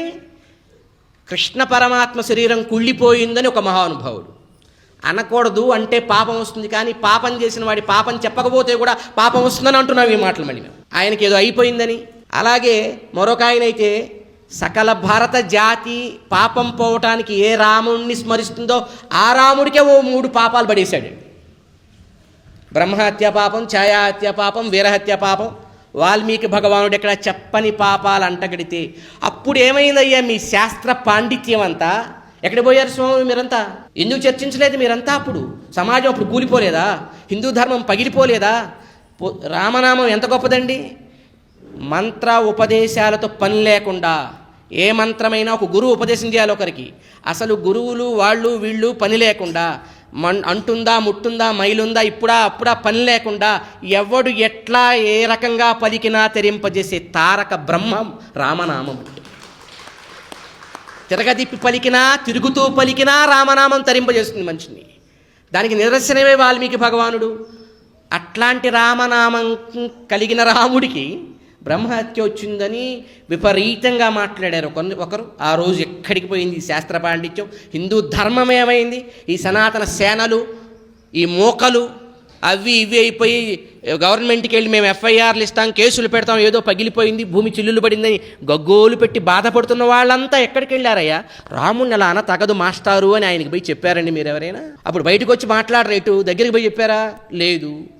అసలు ఆయన శవం కుళ్ళిపోయింది, అంత దరిద్రం అయినటువంటి చావు ఇంకెవరికి రాకూడదని ఒక మహానుభావుడు కృష్ణావతారాన్ని, సాక్షాత్ కృష్ణావతారాన్ని మాట్లాడితే ఆయన దగ్గరికి వెళ్ళి, ఏమయ్యా భగవద్గీత చదివావా? జన్మ కర్మచమే దివ్యం ఏవం యోవేత్తి తత్వతః త్యక్వా దేహం పునర్జన్మనైతి మామేతి సోర్జున అన్నాడయ్యా. ఆయన జన్మ కర్మ మనలాంటివి కావు, దివ్యము. అవి దివ్యమే కాదు, తలుచుకున్న వాడికి కూడా మళ్ళీ జన్మకర్మలు రాకుండా చేస్తాయి. అంత గొప్పవాడిని పట్టుకుని ఇంత హీనంగా మాట్లాడ తగదు నీకొని ఎవడన్నా ఒక్కడన్నా. మనమా హిందూ ధర్మం గురించి మాట్లాడేవాళ్ళం, సనాతన ధర్మం గురించి మాట్లాడేవాళ్ళం మనమా? అప్పుడెందుకు ఖండించలేదు మీరు? ఇట్లాంటివి వందల అవాకులు చవాకులు, అతి దారుణమైనవి, అశాస్త్రీయమైనవి, అసంబద్ధమైనవి, శాస్త్రనింద, సాక్షాత్ భగవన్ నింద. అప్పుడు తెలియలేదా ఈ ద్వేషాలు? వాళ్ళకి ద్వేషం లేనట్టేనా? రామద్వేషం లేకుండా ఆయన అన్ని మాటలు అన్నాడా? కృష్ణద్వేషం లేకుండా నేను ఇన్ని మాటలు అన్నాడా? అదే పెద్ద ఆయన ఇంకో మాట చెబుతాడు, మొహమాటం ఏం లేదు, నేను మళ్ళీ చెబుతున్నాను, రాముడి కన్నా కృష్ణుడి కన్నా, రాముడి కన్నా కృష్ణుడి కన్నా రిపీట్ చేసి చదువుతాడండి ఆయన. వినండి, ఆ షార్ట్స్ అన్ని యూట్యూబ్లో దొరుకుతున్నాయి. లలితాదేవి గొప్పదండి. మరి ఇలా అన్నప్పుడు అది శివద్వేషం, అది రామద్వేషం కాదా? కృష్ణద్వేషం కాదా? ఇంత దారుణంగా స్ట్రైట్గా మాట్లాడిన వాళ్ళు ఇతరులను ద్వేషించినప్పుడు ఒక వ్యక్తి యొక్క ఔన్నత్యాన్ని చెప్పిన జీరుస్వామి వారు ద్వేషించడం ఎలా అవుతుంది? అది ఆయన ఔన్నత్యం చెప్తున్నారు. పురాణంలోనూ శాస్త్రంలోనూ ఏం సందర్భం ఉందో సందర్భాన్ని ఎగ్జాగరేషన్ లేకుండా యాజ్ ఇట్ ఈజ్ చెప్తున్నారు. అవి ద్వేషించడం ఎందుకు అవుతుంది? దూషించడం ఎందుకు అవుతుంది? ఎన్నో సందర్భాల్లో వారు చెప్పారు, వైష్ణవుడు ఎప్పుడూ ఇతర దేవతల్ని దూషించడు. ఒక వ్యక్తిని ప్రేమించేవాడు వాడి చేతిని కాలుని ఎలా దూషించడో, దేవతలంతా భగవంతుడి అవయవాలు. చెప్పటం మాత్రమే కాదు, చేసి చూపించినవి కోటి సంఘటనలు. బహుశా మీ అందరికీ తెలియదు కనుక, అంటే మీ అందరంటే మనం కాదు, వింటున్న వాళ్ళందరినీ ఉద్దేశిస్తున్నాం. తెలియదు కనుక చెబుతున్నాం. కోనసీమలో వరదలు వచ్చాయండి. అక్కడ ఉండే చిన్న చిన్న మందిరాలన్నీ కూలిపోయాయి. ఆ మందిరాల్లో కొన్ని రామ మందిరాలు, కొన్ని దుర్గమ్మ గుళ్ళు, కొన్ని శివాలయాలు ఉన్నాయండి. తిరిగి వాటన్నిటిని కట్టించాలి. డబ్బులు ఎవరివి? అంటే డబ్బులంటే మనవే, అంటే భక్తులవి, ఉత్సాహం కలిగిన వాళ్ళవి, ప్రోత్సాహం కలిగిన వాళ్ళవి. కానీ ఎవరిని చూసిస్తున్నారు వాళ్ళంతా? ట్రస్ట్, నమ్మకం ఎవరి మీద? చిన్నజీయర్ స్వామి వారి మీద. ఈ చిన్నజీయర్ స్వామి వారి ట్రస్ట్ మీద వచ్చే డబ్బుని ఆయన అనుకుంటే కూలిన మందిరాలన్నీ రామ మందిరాలే కట్టించాలి. గుర్తుపెట్టుకొని సోదరులారా, మాట్లాడుతున్నారు కదా శివద్వేషం శివద్వేషం శివద్వేషం అని. సమాధానాలు చెప్పండి, లేదా అర్థం చేసుకోండి, వినండి. కావాలని అనే బుద్ధి లేకపోతే మారండి. ఫస్ట్ రామ మందిరాలు కట్టించలేదండి. అప్పుడున్న పరిస్థితుల్లో కట్టిస్తే ఎవ్వరు మాట్లాడరు. ఎందుకంటే ధనం ద్రవ్యమంతా వారి సేవకుల నుంచి, వారి భక్తుల నుంచి, వారి శిష్యుల నుంచి, వారి ట్రస్ట్ నుంచి వస్తుంది. కానీ ఆయన ఒక్క విషయాన్ని గౌరవిస్తారండి. అనాదిగా ఏ సంప్రదాయం ఎక్కడొస్తే అది అక్కడే ఉండాలని గౌరవించడంలో ఈ భూమి మీద ఎవరైనా ఉన్నారంటే అందులో మొట్టమొదటి వరుసలో ఉంటారు మా చిన్నజీయర్ స్వామి గారు. 100 ఎగ్జాంపుల్స్ అన్నీ. మీరు గోతి దగ్గర నక్కల్లాగా ఏ కాస్త మొక్కలు దొరుకుతాయా అని వాటిని పట్టుకుని ఇటు లాగుతున్నారు మీరు. కానీ వందల ఎగ్జాంపుల్స్ వారు చేసిన ఈ దైవ సేవకి మేము చూపిస్తామండి. ఎన్ని చోట్ల దుర్గమ్మ గుళ్ళు కూలిపోయాయో అక్కడ మళ్ళీ దుర్గమ్మ ఆలయాలే కట్టించారు. ఎన్ని చోట్ల శివాలయాలు కూలిపోయాయో అక్కడ మళ్ళీ శివాలయాలు కట్టించారు. ఎన్ని చోట్ల రామాలయాలు కూలిపోయాయో అక్కడ మళ్ళీ రామాలయాలే కట్టించారు. ఎక్కడ గ్రామదేవతలు ఉన్నారో గ్రామదేవతలను మళ్ళీ గ్రామదేవతలుగా ప్రతిష్ఠించారు. ఎవరండి ఇలా గౌరవించగలరు? ఒక వైష్ణవులు గౌరవించగలరు. ఇలా అన్నింటినీ కలుపుకొని, ఇప్పుడు భగవంతుడి కాలు ఒక దేవత, భగవంతుడి ముక్కు ఒక దేవత అయితే ముక్కుని ముద్దాడమా? తిడతాడా ఎవడైనా? అబ్బాబా ఎంత చిన్న నా తండ్రి బాగున్నావు అనమంటే పిల్లవాడు ముద్దు వస్తే ముక్కుని కన్నుని అనమా? అయితే అట్ ద సేమ్ టైం ఆ కన్ను ఆ ముక్కు ఒక పిల్లవాడిలో భాగాలనేది కూడా గుర్తుపెట్టుకోవాలి. అది వైష్ణవ ధర్మం నేర్పుతుంది మనకి. ఇవన్నీ నారాయణలో భాగాలు, అది మర్చిపోకు. వాళ్ళని వేరు భాగాలు అనుకోక, అది ప్రమాదం. అవి ఆయనలో భాగాలను మర్చిపోయి తిట్టకు, అది ప్రమాదం. సో 2 ప్రమాదాలను నివారించి పరిపూర్ణమైన దర్శనాన్ని చేయించేది వైష్ణవ ధర్మం అండి. అందుకే భగవంతుడి చేతులుండే చక్రాన్ని ప్రార్థిస్తారు. సుదర్శన మహాజ్వాల, నువ్వు నాకు మాకు కోటి సూర్య సమప్రభ, అజ్ఞానమనే అంధకారంలో ఉన్నాను, విష్ణు మార్గాన్ని చూపించవయ్యా. ఏంటి వైష్ణవం అంటే? అంతటా వ్యాపించింది చూపించు, సంకుచిత భావాలు పోగొట్టు అని ప్రార్థిస్తారండి. స్వామివారి ఇలాంటివి ఒక చోట కాదు, ఒక సందర్భం కాదండి. ఎక్కడో వారు ఆచార్య సేవాయాత్ర అని ఒక కార్యక్రమం చేస్తే వారితో ఒక గ్రామానికి ప్రక్కన వెళ్ళామండి. ఆ గ్రామస్తులందరూ పెద్దవాళ్ళంతా వచ్చారు, 4. అయ్యా మీ ఊళ్ళో ఏం గుడి ఉందని అడిగారు స్వామివారు. గుడి లేదండి. ఏం ప్రశ్న అయ్యా ఇది? గుడి లేని ఊళ్ళో ఎలా ఉంటున్నారు మీరు? అసలు అలా ఉండకూడదు అంటే అందులో పెద్ద ఆయన లేచి, ఒక గుడి ఉందండి శివాలయం, కూలిపోయి ఇప్పటికి 50 ఏళ్ళు అయ్యిందండి. వెంటనే కూర్చోమన్నారు, అందరు నిలబడి ఉన్నారు, అందరూ కూర్చోండి అని వారు కూర్చోబెట్టి, ఇదిగో పెద్ద ఆయన నువ్వేం చేస్తావు అని వాళ్ళ పనులన్నీ అడిగి, ఇదిగో పెద్ద ఆయన తిరిగి మళ్ళీ మీరు శివాలయం కట్టాలి, నువ్వే ప్రెసిడెంట్వి ఆ కమిటీకి, ఇదిగో నువ్వే చైర్మన్వి ఆ కమిటీకి, లేదా ఇదిగో నువ్వే ట్రెజరర్వి ఆ కమిటీకి, ఇదిగో మేము మా వంతుగా కొంత ద్రవ్యం ఇస్తున్నామని ఒక పెద్ద మొత్తం ఆ ఆలయ నిర్మాణానికి ద్రవ్యం వారు మొట్టమొదటి చెక్ రాసి ఇచ్చారండి. ఏమయ్యా గుడి లేదు కదా, చక్కగా రామాలయం కట్టుకోండి. రామాలయం లేని ఊరే కాదని శాస్త్రం చెప్పిందండి. రాముడి గుడి ఎక్కడ లేకపోతే అది అసలు ఊరే కాదని చెప్పింది. మరి అలా చెప్పచ్చు కదా, ఎవరేమంటారు? లేదు పెద్దవాళ్ళ నుంచి మీకు ఆ గుడి వస్తుంది కనుక తిరిగి ఆ గుడినే మీరు కట్టండి అని వారు తిరిగి ఆ గుడి ఉద్ధరణకి ద్రవ్యాన్ని ఇచ్చారండి. ఎవరికి తెలుసా మీకు? దూరం నుంచి ఏదేదో మాట్లాడేసి యూట్యూబ్లో కూడా పూర్తిగా చూసి ఓపికలు లేకుండా కొద్దిసేపు 2 ముక్కలు చూసి మాట్లాడితే ఎలా రైట్ ఇచ్చారు మీకు? ఒకసారి కాదు, వారు ఆచార్య సేవయాత్ర కోనసీమ ప్రాంతంలో పర్యటిస్తున్నారండి. వారు కోనసీమలో ఎక్కడికి వెళ్ళినా వాడిని చూడటానికి భక్తులందరితో పాటు రోజు ప్రతి ఊర్లో కొద్దో గొప్ప పౌరోహిత్యం చేసుకునే బ్రాహ్మణులు కూడా వచ్చేవారండి. కోనసీమలో చాలా ఎక్కువ మంది ఉంటారు ఈ వేదం చదువుకున్న వాళ్ళు, పౌరోహిత్యం చేసేటువంటి వాళ్ళు వచ్చేవారండి. వస్తే వచ్చిన ఒక్కరిని కూడా ఏ రోజు ఉత్తి చేత్తో పంపించలేదు. కవర్లలో డబ్బులు పెట్టి ప్రతి బ్రాహ్మణోత్తముడికి సంభావన ఇచ్చి పంపించిన సంస్కారం వారిది. వచ్చిన వాళ్ళు ఈ బొట్లు పెట్టుకున్నారు, నేనెందుకు ఇవ్వాలని అనుకోలేదండి. అసలు ఏం మాట్లాడుతున్నారు? ఎక్కడ మాట్లాడుతున్నారు? ఫ్లైట్ పైన ఎక్కడో ఆకాశంలో ఉండి మనకు అందనంత ఎత్తులో సేవలు చేసే మహానుభావుణ్ణి మనం కనీసం భూమి మీద కూడా లేం, పెద్ద పాతాళంలో నిలబడి మాట్లాడుతున్నాం. ఆయన ఏం చూశారని మాట్లాడుతున్నారు మీరు. ఎంతోమందికి మా చేతులతో మేమే ఇచ్చాం ఆ కవర్లు. ఎంతమంది వస్తే అంతమందికి. ఏ రోజు వారు అసలు ఏం చెప్పాము మేము ఇందాక? మనిషి జెండర్ ఏంటి? పర్వతాలే ఆ ఎత్తు మీద ఉన్నవాడికి నలకల్లా కనిపిస్తాయి. విష్ణువుని స్మరించి విష్ణుమయంగా విశ్వాన్ని చూసేవారికి ఈ జెండర్లు, ఈ జనరలైజ్డ్ బ్యారియర్స్ ఎక్కడ కనిపిస్తాయండి వాళ్ళకి? వీటికి అతీతంగా వారి దర్శనం ఉంటుంది ఎప్పుడు కూడా. రోజు విష్ణు సహస్రనామం పారాయణం చేస్తాం. మనమంతా ఎలా ధ్యానం చేస్తామండి విష్ణుమూర్తిని? ఇంట్లో ఉండే చిన్న అర్చారూపంగా ధ్యానం చేస్తామా? భూహుపాదౌ యస్యనాభి వేదసురనిల చంద్రసూర్యౌ చ నేత్రే. ఏ మహాత్ముడికి చంద్రసూర్యుల నేత్రములు, ఏ మహానుభావుడికి దిక్కులన్నీ చెవులు, ఏ మహానుభావుడికి భూమియే పాదములు, ఏ మహానుభావుడికి సముద్రమే పొత్తి కడుపు, ఏ మహానుభావుడి గర్భంలో నాగులు, ఉరగులు, పన్నగులు, దేవతలు, సురులు, అసురులు అంతా రమిస్తున్నారో అట్టి త్రిభువన వపుషం, త్రిభువనములను తన దివ్యమంగళ విగ్రహంగా కలిగిన విష్ణువుని ధ్యానించేది వైష్ణవమైనప్పుడు వైష్ణవం యొక్క లక్ష్యమే విశ్వశ్రేయస్సు. విశ్వమంతా బాగుండాలని రోజు కోరే ఏకైక మనస్సు వైష్ణవుడిదండి. వాడికి అసలు ఎక్కడ ఏ లక్ష్యం ఉండవండి. తిరుమల 1000 కాళ్ళ మండపం కూలిపోయినప్పుడు ఆ మండపం యొక్క వైభవాన్ని ఆచార్యుల వారు చిన్నజీయర్ స్వామి వారు చాటుతూ ఉంటే ఒక పెద్ద ఆయన ఆచార్యుల వారిని చాలా మాట్లాడాడు. ఒక్కరోజు కూడా ఆయన్ని వ్యక్తిగతంగా ఆచార్యుల వారు విమర్శించలేదండి. ఆ తరువాత ఆ పెద్ద ఆయన్ని పరిస్థితుల వల్ల ఆయనకి ఇబ్బందులు ఏర్పడితే ఆ రోజు గవర్నమెంట్ని ఒక కోరుకున్నారండి ఆచార్యుల వారు.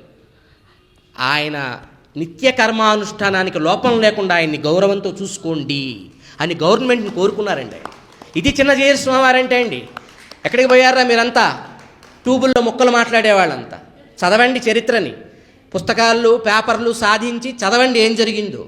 తమని దూషించిన వారికి ఒక ఇబ్బంది ఏర్పడితే ఆ ఇబ్బంది ఏర్పడ్డ ఆయన్ని గౌరవించాలని ప్రభుత్వాన్ని కోరుకున్న మహనీయమైన మనస్సు స్వామివారిది. అక్కడితో ఆగలేదండి. ఇబ్బందికరంగా మాట్లాడిన మహనీయుని షష్ఠి పూర్తికి వెళ్ళి ఆయన సమాజానికి చేసిన సేవలని వారు చెప్పి వచ్చిన మహనీయులండి.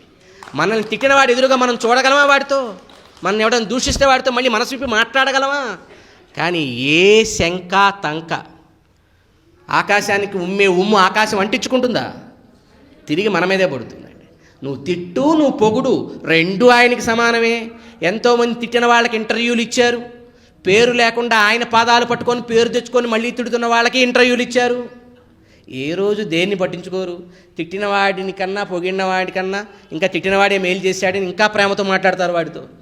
ఆ స్థాయి, అలాంటి స్థితప్రజ్ఞత స్థాయి కలిగిన మహనీయులని మనం దూషిస్తే ఏం పోతుంది? ఎవరికి వస్తుంది? కృష్ణ పరమాత్మను 100 తిట్లు తిట్టాడు శిశుపాలుడు. అంటింది ఆయనకి? ఏమన్నా అయిందా ఆయనకి? చివరికి వాడికి దండన కూడా ఆయన కోసం విధించలేదండి. శిశుపాలుడు ఆయన్ని తిడుతుంటే ఆయన్ని ప్రేమించేవాళ్ళు బాధపడుతున్నారని దండన విధించాడు. సుమా, ఇది గుర్తుపెట్టుకోండి స్వాములందా. గురువుగారిని నువ్వు ఎన్ని తిట్లు తిట్టినా గురువుగారు బాధపడరు, భగవంతుడు విడిగా పట్టించుకోడు. కానీ ఆ గురువుగారికి శిష్యులు బాధపడి ఏడ్చారనుకోండి. ఆంజనేయ స్వామి గురించి వాల్మీకి భగవానుడు ఒక మాట చెబుతాడు. ఆంజనేయ స్వామి లంకా దహనం చేసేప్పుడు ఆంజనేయ స్వామి అనుకుంటాడు, నేనేదో పెద్ద గొప్పగా అగ్నితో తగలపెట్టలేదు ఈ లంకని, సీతమ్మ శోక అగ్నితో తగలబెట్టింది ఈ లంక అంతా అని చెప్పాడు. ఆచార్యులను ప్రేమించే శిష్యుల శోక అగ్నితో దగ్ధమవుతారు మహాత్ములని దూషించేవారు. ఇది తెలుసుకోవాలి. ఇది చరిత్ర నేర్పింది. ఇది తెలుసుకోవాలి. వారికి అంతా సమానమే. వారు దేన్ని దూషణ భూషణాలు అన్నింటినీ సమానంగా స్వీకరిస్తారు. చిన్న ముఖంలో ఎక్స్ప్రెషన్ కూడా మారదు. ఎంతోమంది ఎన్నో రకాలు వారి ఔచిత్యత ఉచితజ్ఞత మీ ఊహలకి బుద్ధులకు కూడా అందదండి. మేము ఆశ్చర్యం వేస్తుందండి. వారు ఒక కార్యక్రమం చేస్తుంటే పెద్ద పల్లకి అద్భుతమైన సింహాసనం వేసి ఆ సింహాసనాన్ని పూలతో అలంకరించి, అసలు మామూలు అలంకారం కాదండి, స్వామివారిని తెచ్చి కూర్చోమన్నారు భక్తులంతా. భక్తులు అడిగారు కదా అని నాలాంటి వాడో ఈ మాట్లాడే ట్యూబుల్ లాంటి వాడు కూర్చుంటారు వెళ్ళిపోయి. కానీ ఆయన ఎంత మహాత్ములంటే ఆ పువ్వుల మీద పాదం పెట్టడానికి మనసు రాక వారి గురువు గారి పాదుకలు సింహాసనంలో పెట్టి దానికి సాష్టాంగం చేసి కింద కూర్చున్నారు. ఎప్పుడు ఎక్కడ ఎట్లా ప్రవర్తించాలో తెలిసిన మహనీయుడు ఆయన. ఏ విషయాన్ని ఎంతలా స్వీకరించాలో తెలిసిన మహనీయుడు ఆయన. అలాంటి మహనీయులు, దూషణ భూషణాలకు అతీతమైన మహనీయులని మీరు దూషిస్తే నష్టం సమాజానికి, అది విని ఊరకుండే సమాజానికి, అంటున్న సమాజానికి తప్ప. వారు ఎప్పుడు సూర్యుని వలె వెలుగొందుతూ ఉంటారు. కాసేపు మబ్బులు మూస్తే సూర్యుడు ఆగిపోతాడా? సూర్య తేజం ఆగుతుందా? అది సాధ్యమయ్యేవి కావు. ప్రాకృతికమైన వారు మానవ స్థాయి నుంచి ప్రకృతిలో ఉండే దైవీ శక్తుల స్థాయి దాకా దాటిపోయి ఎదిగి సేవలు అందిస్తున్నారండి నిరంతరం. ఈ ట్యూబుల్లో ఎక్కి చాలామంది వారిని దూషిస్తుంటే వారేం చేస్తున్నారు? పాదయాత్రలు రైతుల కోసమని, భూమి జీవంతో ఉండాలని, రాబోయే తరాలన్నా ఎరువులు లేని పంటలు తినాలని 14 కిలోమీటర్లు 70 ఏళ్ల వయసులో నడిచారండి. దమ్ముంటే ఛాలెంజ్లు చర్చల్లోగా చేయాల్సింది. నడిచి చూపించండి. మీరు ఏదైనా సమాజంలో ఒక దీనికోసం 14 నిమిషాలు నడిచి సమాజం బాగుండడం కోసం నేను నడుస్తున్నా అని చెప్పి నడిచి చూపించండి. 70 ఏళ్ల వయసులో నడుస్తుంటే ముళ్ళు దిగి రక్తం వచ్చింది. భక్తులంతా ఏడ్చి మీరు ఆపేయండి స్వామి, మీరు వెళ్ళాలనుకుందాక మేము నడిచి వస్తామంటే లేదని రక్తం వచ్చిన పాదంతో నడుచుకుంటూ వెళ్ళి అక్కడ పాదయాత్ర పూర్తి చేసి మరుసటి రోజు మళ్ళీ పాదయాత్ర చేసి ఆ మరుసటి రోజు మళ్ళీ ఒక జంక్షన్లో అందరికీ ఈ భూమి గొప్పతనాన్ని, మన రాబోయే తరాలను కాపాడుకోవాల్సిన గొప్పతనాన్ని మాట్లాడుతూ, దేవుడి భక్తి అంటే ఊరికే ఇట్లాంటి మాటలు పట్టుకొని మొక్కలు పెట్టుకొని గొడవలు పట్టడం కాదురా, సమాజంలో అవసరమైన అన్నింటినీ దేవుడి మయంగా చూసి సేవ చేయాలనే లక్షణం వైష్ణవులు అవటం వల్ల వారికి ఉంది కనుక భూమి కోసం వెళ్తారు, నీళ్ల కోసం వెళ్తారు, కొండల కోసం వెళ్తారు, దేశంలో ప్రపంచంలో ఏ అవసరం వచ్చినా వెళ్తారు ఆయన. మనం వెళ్ళగలమా అలాగా? అరే, ఇంట్లో ఉండే ఒక కొడుకుకి చదువు చెప్పిస్తే పక్కవాడికి చెప్పుకుంటాం, మా అబ్బాయిని ఆ స్కూల్లో చేర్పించాను, సంవత్సరానికి 2 లక్షలు ఖర్చు తెలుసా? గొప్ప చెప్పుకుంటాం. మన కొడుకుని మనం చదివిస్తేనో ఒక పెద్ద ఇల్లు కట్టిస్తే అది పెద్ద గొప్పగా చెప్పుకుంటాం. కానీ ఎవరెవరికో ఎక్కడో అవసరాలుంటే బాధ్యత తాము తీసుకొని కష్టం తాము పడి ఒక్కరికి కూడా చెప్పుకోరండి. వారు గిరిజన ప్రాంతాల్లో పిల్లలకి ఉచిత విద్యను అందిస్తున్నారు. మీరేం అందిస్తున్నారండి? విషాన్ని నింపుతున్నారు మనుషుల మనసుల్లో. ఎవరు సనాతన ధర్మానికి సేవ చేస్తున్నారు? సనాతన ధర్మానికి సేవ చేసే మహానుభావులకి మీద విషం నింపి, అలాంటి మహానుభావులు ఆ సేవలు వాళ్ళకి చేయకూడదని కూడా కోరుకుంటున్నారు కొంతమంది. ఇది ఇంకా దురదృష్టకరమైన పైశాచిక ధోరణి. ఇది ఎంత సేవ అండి? ఆ సేవకి మూలం వింటే ఆశ్చర్యం వేస్తుందండి. అంటే ఎంత సాహసం కావాలి ఒక నిర్ణయం తీసుకోవాలంటే. ఒక పిల్లవాడు పుట్టి, ఒక ఆడపిల్ల ఇంట్లో పుట్టితేనే లెక్కలేసుకుంటాం. అయ్యో వీళ్ళ చదువుకి ఎంత అవుతుందో, ఎంత కష్టపడాలో, ఎలా పెంచాలో, వాళ్ళని ఎలా పోషించాలో అని ఆలోచిస్తాం. మన సగటు కుటుంబంలో ఉండి మనమంతా ఈ సనాతన ధర్మం అని మాట్లాడేవాళ్ళం అందరం. కానీ వారు ఆదిలాబాద్ ప్రాంతంలో ఒక చోటకి వెళ్ళారండి, ఒక కార్యక్రమంకి వెళ్ళారు. అక్కడ జనాలంతా ఎవరూ లేరు, హడావుడి ఏం లేదు, ఒంటరిగా ఉన్నారు. ఒక బాబు ఆడుకుంటున్నారు. వాడిని పిలిచారు, ఎరా ఏం చదువుతున్నావు అని అడిగారు. వాడికి చదువు అనే పదం కూడా తెలియదు. అక్కడి పరిస్థితి అది. వాడిలా అయోమయంగా చూశాడు. మీ అమ్ముందా అని అడిగారు. వాళ్ళ అమ్మగారు అక్కడెక్కడో పని చేసుకుంటున్నారు. వాడు పోయి వాళ్ళ అమ్మని పిలుచుకొచ్చాడు. బాబు ఏం చదువుతున్నాడు? చదువా అయ్యా, మాకు ఇక్కడ చదువు అంటే ఏమో తెలియదు అయ్యా అంది ఆవిడ. వెంటనే వీళ్ళ పర్మిషన్లు, వాళ్ళ పర్మిషన్లు ఏం చేయదు. ఆ తల్లితో ఒక మాట అన్నారు, మేము చదువు చెప్పిస్తాం, మీ బాబుకి నేర్పిస్తావా మరి అన్న ఒక్క మాట ఈ రోజున తెలంగాణలో 2 ప్రాంతాల్లో ఒక్కొక్క స్కూల్లో 1000 మంది పైచీలకు గిరిజన పిల్లలకు ఉచితంగా భోజనమిచ్చి, వస్త్రాలిచ్చి, బట్టలిచ్చి, సిబిఎస్ సిలబస్ లాంటి స్కూల్స్లో చదువుకునే పిల్లల కంటే గొప్పగా అక్కడి కలెక్టర్లు ప్రశంసించే స్థాయిలో వాళ్ళని శ్లోకాలతో, యోగాసనాలతో, నిత్య విద్యతో తీర్చిదిద్దారండి. ఎంత సాహసం కావాలి, ఎంత ఖర్చు అవుతుంది, ఎక్కడి నుంచి వస్తుంది? తెలిసి తెలియకుండా ఎన్ని మాటలు మాట్లాడుతున్నారండి. ఈ సేవల్లో ఏదన్నా ఒక సేవ ధైర్యం ఉందా? ఒక్కడిని చదివించే ధైర్యం ఉందా? మన ఇంట్లో పిల్లల్ని చదివించడానికే నానా అబద్ధాలు చెప్పి, రకరకాల మాటలు చెప్పి, జనాల్ని మోసం చేసి రకరకాల రీతుల్లో బ్రతుకుతున్న మనందరికీ జీర్స్వామి గురించి మాట్లాడే అర్హత లేదు. ట్యూబుల్లో మాట్లాడే వాళ్ళందరికీ చెబుతున్నాం మేము ఈ మాట. ఈ ట్యూబుల్లో మాట్లాడి మేము ధర్మానికి అది, ధర్మానికి ఇది అని మాట్లాడే వీళ్ళంతా మీ ఇంటి కోసం బతుకుతున్నారు, మర్చిపోకండి. మీ కుటుంబం కోసం మీరు బతుకుతున్నారు. 22 ఏళ్ల వయసులో పేరుని త్యాగం చేసి, తల్లిదండ్రులను త్యాగం చేసి, సమస్తాన్ని త్యజించి, ప్రతి నిమిషాన్ని సమాజానికి వెచ్చించి, విశ్వమంత కుటుంబాన్ని పెంచి, దేశ విదేశాల్లో ఉన్న కోట్లాది మంది వ్యక్తులకి మానసిక, నైతిక, ఆధ్యాత్మిక, ఆర్థిక స్థైర్యాలని వివిధ రీతుల్లో అందిస్తున్న మహనీయుడు చిన్నజీయర్ స్వామి వారు. అన్ని కార్యాలని వారు చేసి ఏ రోజు మేము చేసామని చెప్పరండి. ఎప్పుడైనా మాకు నిన్న ఆశ్చర్యం వేసిందండి. ఒక ఆయన ఛాలెంజ్ చేశాడు. జీయర్ స్వామి వారు వచ్చి దండం పక్కన పెట్టి ముక్కు నేలకానిచ్చి క్షమాపణ చెప్పాలట హిందూ ధర్మానికి, కబడ్దార్ అని ఒక ఆయన ఛాలెంజ్ చేశాడు. పేరేముంది, ఆయన పేరు బంగారయ్య శర్మ అంటారు ఆయన్ని. ఆయన ఎవరో కూడా కాదు, ఆయన ఎవరో సమాజానికి అంతకుముందు తెలియదు. ఒకసారి ఒక వ్యక్తి వేదంలో ఎవరో పాశ్చాత్యమైనటువంటి ఒక ఇది వేదంలో చెప్పబడిందని ఒక వ్యక్తి పుస్తకం రాస్తే దాన్ని ఖండించడానికి ఎవరో ముందుకు రాకపోతే మన ఆచార్యులు వారు స్వయంగా ముందుకొచ్చి ఆ వ్యక్తిని కూర్చోబెట్టి అతనితో ఆ కార్యక్రమాన్ని చేయిస్తే అలా నలుగురికి పరిచయమైన ఆ శర్మ గారు ఈరోజు అంటారు, జీయర్ స్వామి వారు మీకు ఛాలెంజ్, దమ్ముంటే రండి నాతో వాదించండి, హిందూ ధర్మానికి ఏం చేయాలట, క్షమాపణ చెప్పాలట హిందూ జాతికి అడుగుతున్నాడు ఆయన. నేను అడుగుతున్నానయ్యా శర్మ గారు, మీరు మీ ఇంటి పోషణ కోసం కాక, మీ జీవితం కోసం కాక, ఈ సమాజానికి మీరు చేసింది ఏమిటో, చేస్తున్నది ఏమిటో చెప్పండి. ఏం చేస్తున్నారండి మీరు సమాజానికి? తిరుమల కొండ మీద 600 సంవత్సరాల చారిత్రక నేపథ్యం కలిగిన ఒక మండపం కూలిపోతే ఏమయ్యాయి ఈ సనాతన ధర్మపు నోళ్ళన్నీ? ఎక్కడ మాట్లాడారండి మీరు? గత ప్రభుత్వాల హయాంలో కొన్ని గుళ్ళు కూలిపోతే ఎవరన్నా మీ ఇల్లు దాటి, మీ ఊరు దాటి వెళ్ళే గుళ్ళు చూశారండి? జిఆర్ స్వామి వారు గుళ్ళన్నీ తిరిగారు, శివాలయాలకు కూడా తిరిగారు. మర్చిపోకండి, మళ్ళీ మళ్ళీ చెబుతున్నాం ఈ మాట. అది గుడి ఏదైనా గుడే. అన్ని గుళ్ళకి వారు పర్యటించి ఎక్కడ ఏం జరిగిందో, ఏ పరిస్థితులు ఎదురయ్యాయో తెలుసుకొని అక్కడ వాళ్ళని తగు సూచనలు ఇచ్చి వారిని ప్రోత్సహించి వచ్చారు వారు. ఒకటా రెండా? అసలు ఆ సేవల లిస్టు చదివితే మన జీవితాలు సరిపోవు. అవి వినటానికి, ఊహించడానికి భయం వేస్తుంది. ఎవరో ఒక బాబు చదువుకోకపోవటం ఏంటి, చూడగానే నేను చెప్పిస్తానయ్యా అంటవేంటి, అన్న మాట ఆచరణలోకి రావాలంటే ఎంత సాధ్యం? 1000 మంది విద్యార్థులు ఉచితంగా చదివించడానికి ఎంత ఖర్చు అవుతుంది? 2 చోట్ల ఇక్కడ ప్రకాశం జిల్లాలో చేపలు పట్టుకునే వారి పిల్లల కోసం కటారి వారిపాలెంలో మరొక 1000 మంది విద్యార్థులకి ఉచిత విద్య. అక్కడ ఎక్కడో మార్టూర్లో అనాథ శరణాలయం పిల్లలకి కావలసిన వసతి అక్కడ.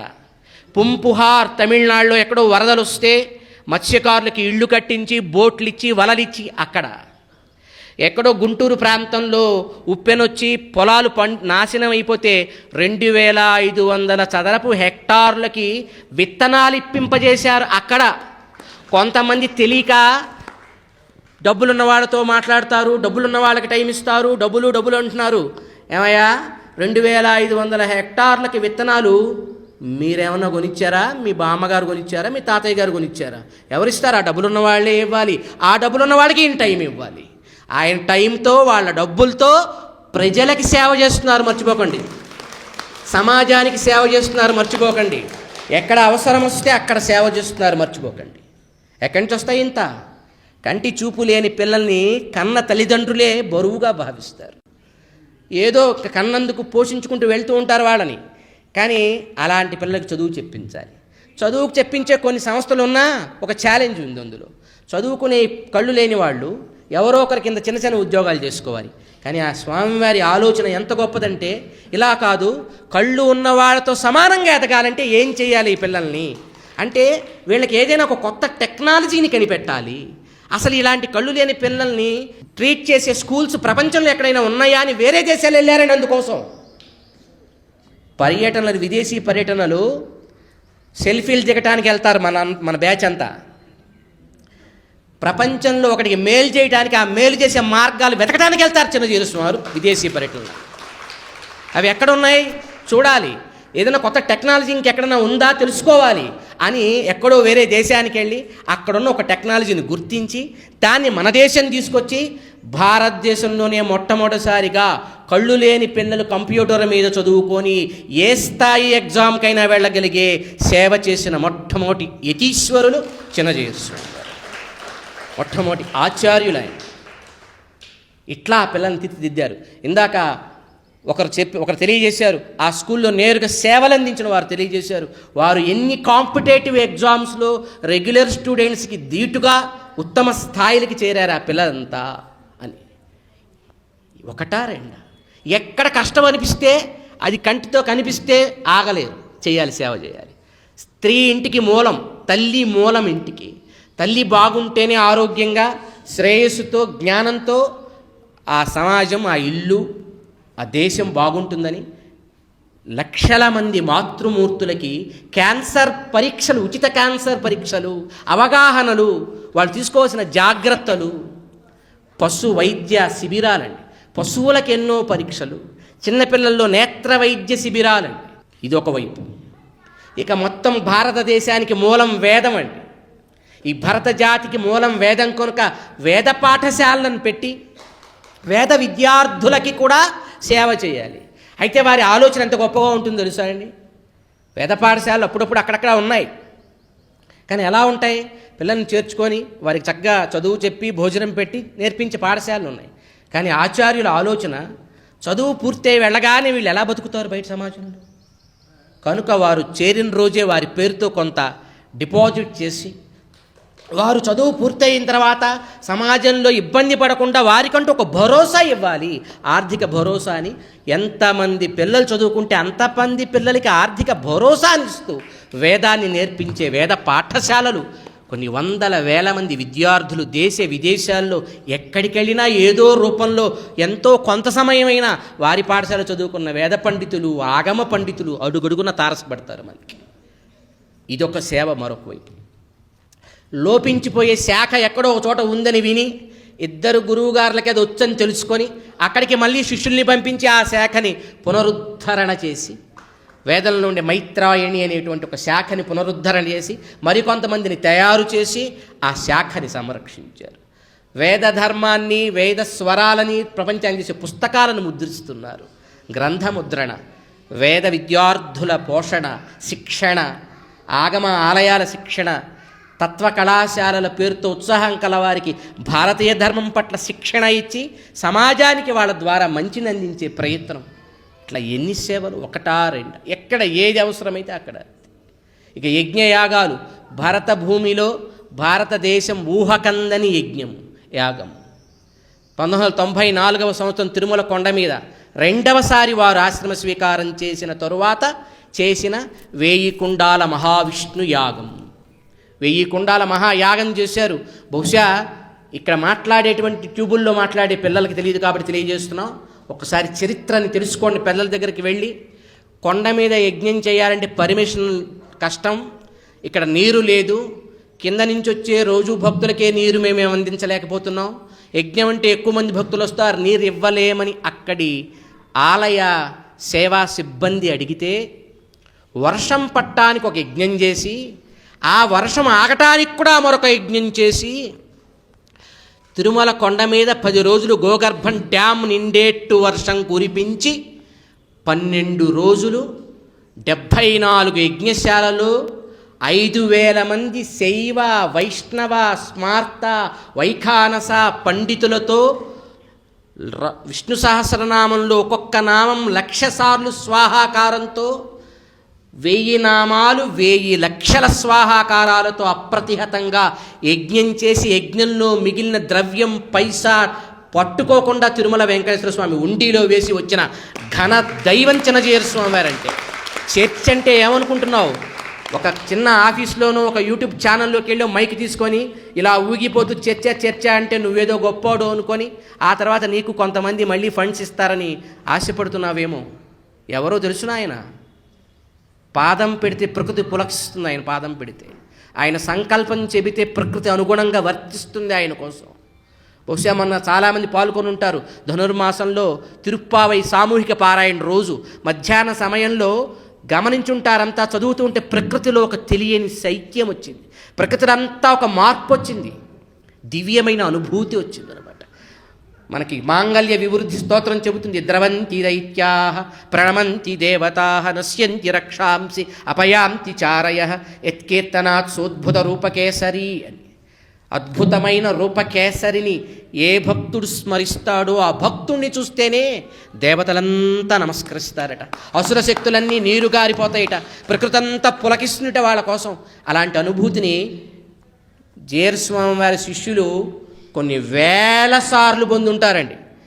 బ్రహ్మ ఏదో అంటారే, యమ, నియమ, ఆసన, ప్రాణాయామ, ఏదో ప్రత్యాహార, ధారణ, ఏదో సమాధి, ధ్యానం, ఇట్లాంటి అష్టాంగ యోగాలు అనుభవిస్తే పొందే దశలేంటో తెలియదు. కానీ ఆ దశలు ఏం లేకుండా అష్టాక్షరి జపం చేసుకునే చిన్నజీర స్వామి శిష్యులంతా కొన్ని 100 సార్లు పొంది ఉంటారు. కొన్ని 100 సార్లు వారి ప్రక్కన నడిచిన కొన్ని 100 సార్లు పొంది ఉంటారు. కనుక పాపం మీరు ఛాలెంజ్లు విసిరేవాళ్ళు అంటున్నారు, జీరస్వామి శిష్యులంతా బాధపడుతున్నారా? గర్వపడి ఆ గర్వాన్ని ఎట్లా చెప్పాలో తెలియక, ఇముడ్చుకోలేక వారు నిరంతరం దాన్ని సేవారూపంలో సమాజానికి అందిస్తున్నారండి. ఆ గర్వపడి ఊరుకోవట్లా, ఆ గర్వపడ్డ గర్వాన్ని సేవగా మార్చి సమాజానికి అందిస్తున్నారండి. అందించి గర్వం కూడా తలదించుకునే స్థాయిలో మళ్ళీ వినయంగా నిలబడుతున్నారు. అది జీయర్ స్వామి వారు నేర్పిన సంప్రదాయం, నేర్పినటువంటి స్థాయి ఈ భక్తులందరికీ కూడా. ఇలా ఎన్ని కార్యక్రమాలంటే 1 కావు 2 కావు. ఎక్కడ ఏ అవసరం వస్తే మందస అనే ఒక చోటకి వెళ్ళారు, చూశారు గుడి. ఎప్పటిదో చంద్రకాంత శిలలతో కట్టబడ్డ గుడి, చాలా చోట్ల పాడైంది, వదిలేస్తే ఇంకొన్ని రోజులకు పూర్తిగా నేలమట్టమవుతుంది. తిరిగి మళ్ళా ఆలయాన్ని పునరుద్ధరించారు. ఎలానో తెలుసా? కొత్తగా మోడర్న్గా ఉండే టైల్స్ తెచ్చి పెట్టేసి పని పూర్తయింది అనిపించుకోలేదండి. ఈ ఆలయం కట్టిన శిల్పులు అసలు ఎప్పటి వాళ్ళు? ఆ శిల్పుల సంప్రదాయ కుటుంబాలు ఎవరైనా ఇంకా మిగిలి ఉన్నారా? ఈ పద్ధతిలో కట్టడం వచ్చా చూసి అలాంటి వాళ్ళని పట్టుకొని ఏ రాళ్లతో కొన్ని వందలేళ్ల క్రితం ఆ గుడి కట్టారో ఆ రాళ్లే తెప్పించి ఆ గుడి మీద ఏ డిజైన్లు చెక్కబడ్డాయో అవే డిజైన్లు ఈ రాళ్ల మీద చెక్కించి రీప్లేస్ చేశారు. అంత కమిట్మెంట్, అంత నిబద్ధత కలిగిన వారు ఆచార్యులు చిన్నజీయర్ స్వామి వారు. ఏం మాట్లాడతావా? సనాతన ధర్మం అంటున్నావు. ధర్మం ఎక్కడుంటుంది? ధర్మం గుళ్ళల్లో ఉంటుంది. ధర్మం ఎక్కడుంటుంది? వేద పాఠశాలల్లో ఉంటుంది. ధర్మం ఎక్కడుంటుంది? యజ్ఞ యాగాదులలో ఉంటుంది. ధర్మం ఎక్కడుంటుంది? గోసేవలలో ఉంటుంది. ధర్మం ఎక్కడుంటుంది? వేదాధ్యయనం చేసే మహనీయులలో ఉంటుంది. ధర్మం ఎక్కడుంటుంది? సమాజానికి సేవ చేసే చోటల్లా ఉంటుంది. ఎక్కడెక్కడ ధర్మం ఉంటే అక్కడక్కడ సేవలు చేసిన కలియుగ ఏకైక ధర్మమూర్తి చిన్నజీయర్ స్వామి. వేద పాఠశాలలు, ఆగమ పాఠశాలలు, యజ్ఞయాగాదులు, ఆలయాల ప్రతిష్టలు, ఊహకందనన్ని ఆలయాల జీర్ణోద్ధరణలు, ఊహకందనన్ని రామాయణ, భారత, భాగవత దివ్య ప్రబంధాల జ్ఞాన యజ్ఞ ప్రవచన ప్రవాహాలు పారించారు విశ్వమంతా కూడా. ఈవేళ జీయర్ స్వామి వారు వచ్చి ఎవరితో వాదించే పరిస్థితి అవసరం లేదండి. ఆయన ప్రవచనాలు ఉండే ఒక సాధారణ మహిళ దగ్గర నుంచి ఆయన ప్రవచనాలు వినే ఒక సాధారణ చిన్న పిల్లవాడి జ్ఞానం ఈ వాదనలు చేస్తూ ఉంటున్న వాళ్ళ జ్ఞానం కంటే 10 రెట్లు 100 రెట్లు ఎక్కువ అండి. వాళ్ళు చాలు వాదించడానికి, వాళ్ళు చాలు వచ్చి మాట్లాడటానికి. మొన్న ఎవరో ఒక ఆయన అంటారు, జీయర్ స్వామి వారు చెప్పిందే ధర్మమా శాస్త్రమా అని ఒక ఆయన అంటాడు. అవునయ్యా బాబు, నువ్వు చదువుకోలేదు కాబట్టి నీకు తెలియదు కదా. చదువు ఎప్పుడైనా, స్మృతులు చదువు ఎప్పుడైనా తెలుస్తుంది. వేద శాస్త్ర రథ ఆరూఢా జ్ఞాన ఖడ్గధరా ద్విజా క్రీడార్థమపి యద్బ్రూయ స ధర్మ పరమో మత. హారీతమని స్మృతి చెబుతుంది ఈ మాట. వేద శాస్త్ర రథ ఆరూఢా. మనమంటే చిత్ర విచిత్రమైన బండ్లలో తిరుగుతుంటాం. మనం విచిత్రమైన నడవడికలు కలిగి ఉంటారు సమాజంలో ఉండే మనుషులంతా. కానీ వేదం శాస్త్రమే వాళ్ళ రథం అండి. దాన్ని ఎక్కుంటారు మహానుభావులు. వేద శాస్త్ర రథమును ఆరూఢం చేసి ఉంటారు. జ్ఞాన ఖడ్గధరాహ. జ్ఞానమనే ఖడ్గాన్ని ధరించుంటారండి. జ్ఞానం అనే ఖడ్గంతో అజ్ఞానాన్ని ఖండిస్తూ ముందుకు సాగుతారండి. అట్లాంటి మహానుభావులు నవ్వటానికి ఒక మాట మాట్లాడిన క్రీడార్థమపి యద్బ్రూయ సద్ధర్మ పరమో మత. అది పరమధర్మం, అది పరమ ప్రమాణమవుతుంది. ఇది స్మృతి చెప్పిందండి. భగవద్గీతలో కృష్ణుడు కూడా చెప్పాడు, యద్యత ఆచరతి శ్రేష్ఠ తత్తదేవేతరో జన సయత్ ప్రమాణం కురుతే లోకస్తదనువర్తతే. మహాత్ములైన వారు ఏది ఆచరిస్తే అది ప్రమాణం. మనకి నీకు నాకు కాదురా వద్దాయన, ధర్మజ్ఞ సమయం ప్రమాణం. వేదాశ్చ, వేదాలకి డౌట్ వస్తే కూడా మహానుభావుడు ఎలా ఆచరించారో చూసి వాళ్ళ ప్రకారం వెళ్ళాలి. వేదం కూడా అలా ఫాలో అవుతుంది. అది మహాత్ముల లక్షణం. ఎందుకు? మనం స్వార్థం కలిగి చినినాపటక శ్రీరామరక్షణ బతుకుతాం కాబట్టి మంచి రోజులు మంచి తేదీలు చూసుకోవాలి. వాళ్ళు విశ్వ కుటుంబమే స్వార్థంగా, పరమాత్మ సేవయే పరమార్థంగా ఉంటారు. కాబట్టి వాళ్ళకి ఏం చేస్తే అది శాస్త్రం, ఏది మాట్లాడితే అది ధర్మం. ధర్మం అనుసరిస్తుంది. ప్రమాణాలు నువ్వు వెతుక్కో, కావాలంటే ఎక్కడుంటాయో దొరుకుతాయి. కోకొల్లలు దొరుకుతాయండి. ఒక సామెత ఉంది పాత రోజుల్లో, సూదిపోయిందని సోది కోసం వెళ్ళాడంట ఒకడు. ఏమిటది? సూదిపోయిందని సోది కోసం వెళ్ళాడట. దాన్ని మేము కొంచెం మార్చి చెబుతాం, అందంగా బాగుండదు, పాత సామెత కటువుగా ఉంటుంది, మేము మంచిగా మార్చాం దాన్ని. అలా మార్చటమే అంటే సంస్కారం లేని దాన్ని సంస్కరించడమే వైష్ణవత్వం. అది నేర్పించారు మన జీయర్ స్వామి వారు. కాబట్టి ఆ సూక్తిని మార్చాం మేము. సూది కోసం, ఇది బాగా అర్థం అవ్వాలి కదా. సూది పోయింది, సోది చెప్పే ఆవిడ వచ్చింది. ఒక ఆవిడ వెళ్ళింది, అమ్మ సూది పోయింది, కంగారు పడిపోతుంది, రాత్రి నుంచి సూది పోయిందని విలవెల్లాడిపోతుంది, బాధపడిపోతుంది, ఇంట్లో వాళ్ళందరినీ తిట్టేస్తోంది, యూట్యూబ్లో చర్చలు పెట్టేస్తోంది. సూది కోసం గొడవంతా, సూది కోసం. నా సూది నువ్వు తీసావా, సూది తీసిన వాడు దుర్మార్గుడు, సూది వల్ల ధర్మం కూలిపోతోందని సూది మీద రోజు సూటిపోటి మాటలతో గొడవలు, చర్చా వేదికలు, ఇంటర్వ్యూలు, ఛాలెంజ్లు, ప్రమాణాలు అన్నీ చేస్తున్నారు. చేస్తూ ఆమె దగ్గరికి వెళ్తే ఆమె ఒక మాట చెప్పింది, ఓసి వెర్రిదానా, సూదే కాదు ఇంతకుముందు రోలు రోకలు కూడా పోయింది తెలుసుకోలేదా నువ్వు అని. ఏమర్థమైంది? సూది కోసం సోదికి వెళితే రోలు రోకలిపోయిందని కూడా తెలిసిందంట. చర్చలకు వస్తే ఇంకా బోలెడు నిజాలు బయటకు వస్తాయిరా బాబు. ఎందుకు స్వాములు, మీ పని మీరు చేసుకోండి. ఇప్పుడు ఆ చర్చించాల్సిన అవసరం ఏముంది? దానివల్ల సమాజానికి ఉపయోగం లేదు. అప్పుడు ఏం జరిగిందో కాదు మనం చర్చించాల్సింది, ఇప్పుడు ఏం చేయాలి, రాబోయే తరాలని ఎలా కాపాడుకోవాలి, ఇది చర్చించాలి. ఇది చర్చించండి. దీనికి మీరేమన్నా చేయగలరో చేయండి. ఎంతమంది వచ్చారండి పర్సనాలిటీ డెవలప్మెంట్ ట్రైనింగ్లు ఇచ్చుకుంటూ, ఎవరికో ఐఏఎస్లకి ఫ్యాకల్టీగా ఉండే ఆయన కూడా దూరాడు, పాపం తోసినట్టున్నారు వెనక నుంచి నువ్వు కూడా మాట్లాడమని. ఆయన వచ్చి మాట్లాడేశాడు ధర్మానికి విరుద్ధం జరిగిందని. ఇంకొక ఆయన ఏవో గానం చేసుకుంటూ ట్రస్ట్ ఒకటి పెట్టుకొని నేను గానం చేస్తున్నా అని ట్రస్ట్ లేకుండా వెళుతున్నటువంటి మహానుభావుడు ఆయన వచ్చాడు జీర్స్ వారి గురించి మాట్లాడటానికి. ఎంతమంది ఎక్కడెక్కడ ఉన్నారో కలుగుల్లోంచి అంతా వచ్చి మాట్లాడేస్తున్నారు. ఏం చేస్తున్నారు మీరు సమాజానికి? భగవద్గీత కించిదధీత గంగాజలవ కణికా పీత అన్న శంకర్ భగవత్పాదుల యొక్క వాక్యం ఎంత గొప్పది. గీత పారమ్యాన్ని ప్రాశస్త్యాన్ని తెలియజేస్తుందో. ఆ భగవద్గీత మీద చిన్న చిన్న పిల్లలు అవధానాలు చేసే స్థాయికి ట్రైనింగ్ ఇస్తున్నారు చిన్నజీరస్వామి వారు. గుర్తించండి మీరంతా ఏం చేస్తున్నారు. మీ ఇంట్లో మీ కొడుక్కి మీ కూతురికి ఎన్ని గీతా శ్లోకాలు వచ్చు? సనాతన ధర్మం ఉంటున్నామే, ధర్మం అనేవాళ్ళు తక్కువ తడుముకోకుండా భగవద్గీతలో ఎన్ని శ్లోకాలు ఉన్నాయో చెప్పండి. ఎన్ని నోటికొచ్చో చెప్పండి. ఎన్ని మీ పిల్లలకు వచ్చో చెప్పండి. ఎన్నిసార్లు మీరు చదువుతున్నారు చెప్పండి. రండి ఎప్పుడైనా జిఆర్ ఎడ్యుకేషనల్ ట్రస్ట్ దగ్గరికి. చిన్న చిన్న పిల్లలు దేశ విదేశాల్లో శ్లోకం నెంబర్ అడిగితే శ్లోకం చెబుతారు, శ్లోకంలో పదం అడిగితే శ్లోకం చెబుతారు, ఎక్కడ ఏమడిగితే వెనుకొంచి ముందుకు చెప్తారు. 700 శ్లోకాలు చూడకుండా చెప్తారు. ఆల్రెడీ అలా చెప్పగలిగిన పాప కూడా ఇక్కడ ఉన్నారు. ఒక అమ్మాయి ఏదైనా ఒక శ్లోకం చెప్తావా? ఒకసారి ఇట్రా రండి. భగవద్గీతలో 17వ అధ్యాయం 17వ అధ్యాయంలో 4వ శ్లోకం.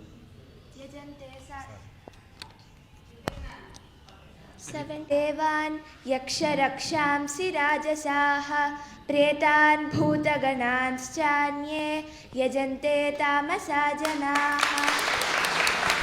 700 శ్లోకాల్లో అధ్యాయం పేరు చెప్పి శ్లోకం నెంబర్ చెబితే శ్లోకం పేరు చెప్పి అది ఎన్నో శ్లోకం నెంబర్ అడిగితే నెంబర్, ఒక పదం అడిగి ఈ అధ్యాయంలో ఏ శ్లోకంలో ఆ పదం ఉందంటే ఆ శ్లోకం. ఇలా ఎలాగైనా భగవద్గీత మీద వ్యవధానము లేకుండా అవధానము చేయగలిగే స్థాయికి ఎంతోమంది పిల్లల్ని తీర్చిదిద్దుతున్నారు. ఇది సనాతన ధర్మం అంటే. వెంటనే కొట్టి చూశారు మన స్వామివారు 17వ అధ్యాయంలో 4వ శ్లోకం. తల్లి, ఈ గోష్ఠిని భగవంతుడే చేయిస్తున్నాడానికి నిదర్శనం ఏంటో తెలిసిన? చాలామందికి సారాంశం చెప్పే శ్లోకం మాతో దేవుడు అనిపించి నీతో చెప్పించాడు తల్లి. ఇది ధర్మం అంటే. ఊరికి ట్యూబుల్లో వచ్చి అరవడం కాదు ధర్మం అంటే. క్షేత్రంలో దిగి యుద్ధం చేయడం అంటే. ఇంట్లో కూర్చొని క్రికెట్ చూస్తూ అలా కొట్టాలి ఇలా కొట్టాలని అరవటం క్రికెట్ రావటం కాదు సుమా.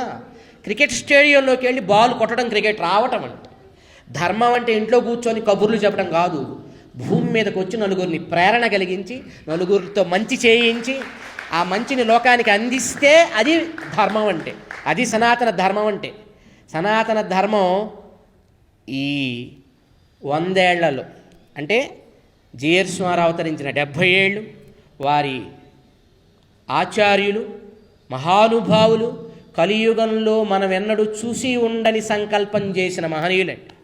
ఈరోజు మనం ఒక దీపం వెలిగిస్తే అఖండ దీపం లాంటిది ఎవరైనా ఇంట్లో వెలిగించుకుంటే ఆ అఖండ దీపం రేపొద్దున దాకా కొండెక్కుండా ఉండడానికి నానా తండాలు పడుతుంటాం. వెళ్ళి చూసుకోవాలి మధ్యలో నూనె తగ్గిందా, గాలి వచ్చిందా, ఎంతసేపు ఉంటుందా చూసుకోవాలి. ఎంత కష్టమో మనందరికీ తెలుసు. అఖండ దీపం వెలిగించే అలవాటు ఉన్న వాళ్ళకి 9 సంవత్సరాలు ఈరోజు వెలిగించిన అగ్ని ఆరకుండా అఖండ భారతదేశం పర్యటించి 108 సంపూర్ణ శ్రీరామాయణ 24,000 శ్లోకాల స్వాహాకార యజ్ఞాలు చేసి, యజ్ఞం చేసిన ప్రతి చోట ఒక స్థూపాన్ని నిర్మించి అఖండ భారతావనిలో అండమాన్ లాంటి చోట్ల జైళ్లలో కూడా రామక్రతుస్థూపాలు నిర్వహించిన 9 ఏళ్ల మహాయాగం చేసిన మహా ఋషి పెద్దజీయర్ స్వామి వారు అవతరించినటువంటి భారత భూమి ఇది.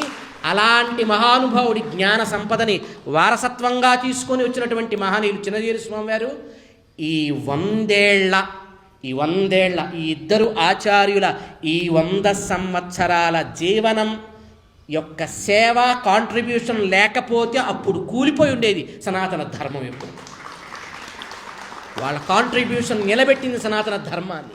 మళ్ళీ తిరిగి సనాతన ధర్మాన్ని కొన్ని శతాబ్దాలకి తరాలకి మళ్ళీ 1000 ఏళ్లకి సాగిపోయేంత బ్యాకప్ ఈ 100 ఏళ్లలో మా ఆచార్యులు ఇచ్చారు ఈ దేశానికి, ఈ జాతికి. ఏం తెలుసుని మాట్లాడుతున్నారు? ధర్మం అంటే ఏంటి? ధర్మ శబ్దానికి అర్థం ఏంటి? ఏమిటి ధర్మం అంటే? మూర్తి భవించిన ధర్మమూర్తి రామో విగ్రహవాన్ ధర్మ అని రామాయణం చెబుతుంటే, ఆ ధర్మాత్ముడికి పాపం వచ్చింది ఒకడు చెబుతుంటే మాట్లాడకుండా ఉండటం రా బాబు ధర్మం అంటే. ఎవడన్నా మాట్లాడా? ఎందుకు మాట్లాడు? గుమ్మడికాయ దొంగనెవరంటే భుజాలు తరుముకున్నట్టు ఏదో కాంటెక్స్ట్లో దేన్నో మాట్లాడితే అది మమ్మల్ని అని కావాలని వారిని అన్పాపులర్ చేస్తే మనం పాపులర్ అవుతామేమో అనుకుంటున్నారు పాపం చాలామంది. దీపం పురుగు దీపాన్ని ముద్దు పెట్టుకోవాలని ట్రై చేసి ఆర్పాలని ట్రై చేసి ఏదో అవుతుంది. అది కొన్ని మాటలు అనకూడదని నేర్పించారు మా గురువు గారు. రాముడు నేర్పించారు. రామ సంప్రదాయం అంతా అట్లా ఉంటుంది. కోపం వస్తే సుగ్రీవుడిని చక్కగా అందంగా కోపాన్ని కూడా ఆవిష్కరించాడు సుగ్రీవుడి దగ్గర రామచంద్రమూర్తి.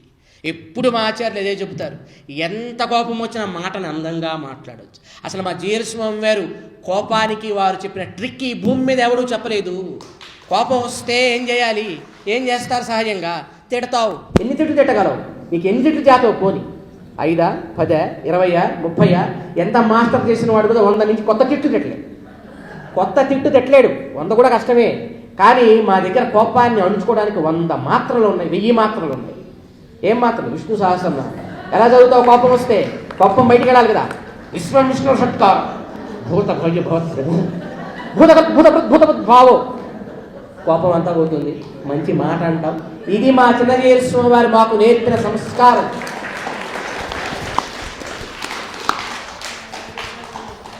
సమాజం మీద పడిపోయి హద్దు అదుపు లేకుండా నోటికి ఏ మాట వస్తే ఆ మాట వస్తుంటూ చదవండి భగవద్గీత. బ్రాహ్మణుడి గుణం ఎలా ఉండాలి, ఎట్లా ప్రవర్తించాలి, దేవ ద్విజ గురు ప్రాజ్ఞ పూజనం శౌచమార్జవం, ఎలాంటి లక్షణాలను బ్రాహ్మణ లక్షణములు అంటారు భగవద్గీత చెప్తాడు.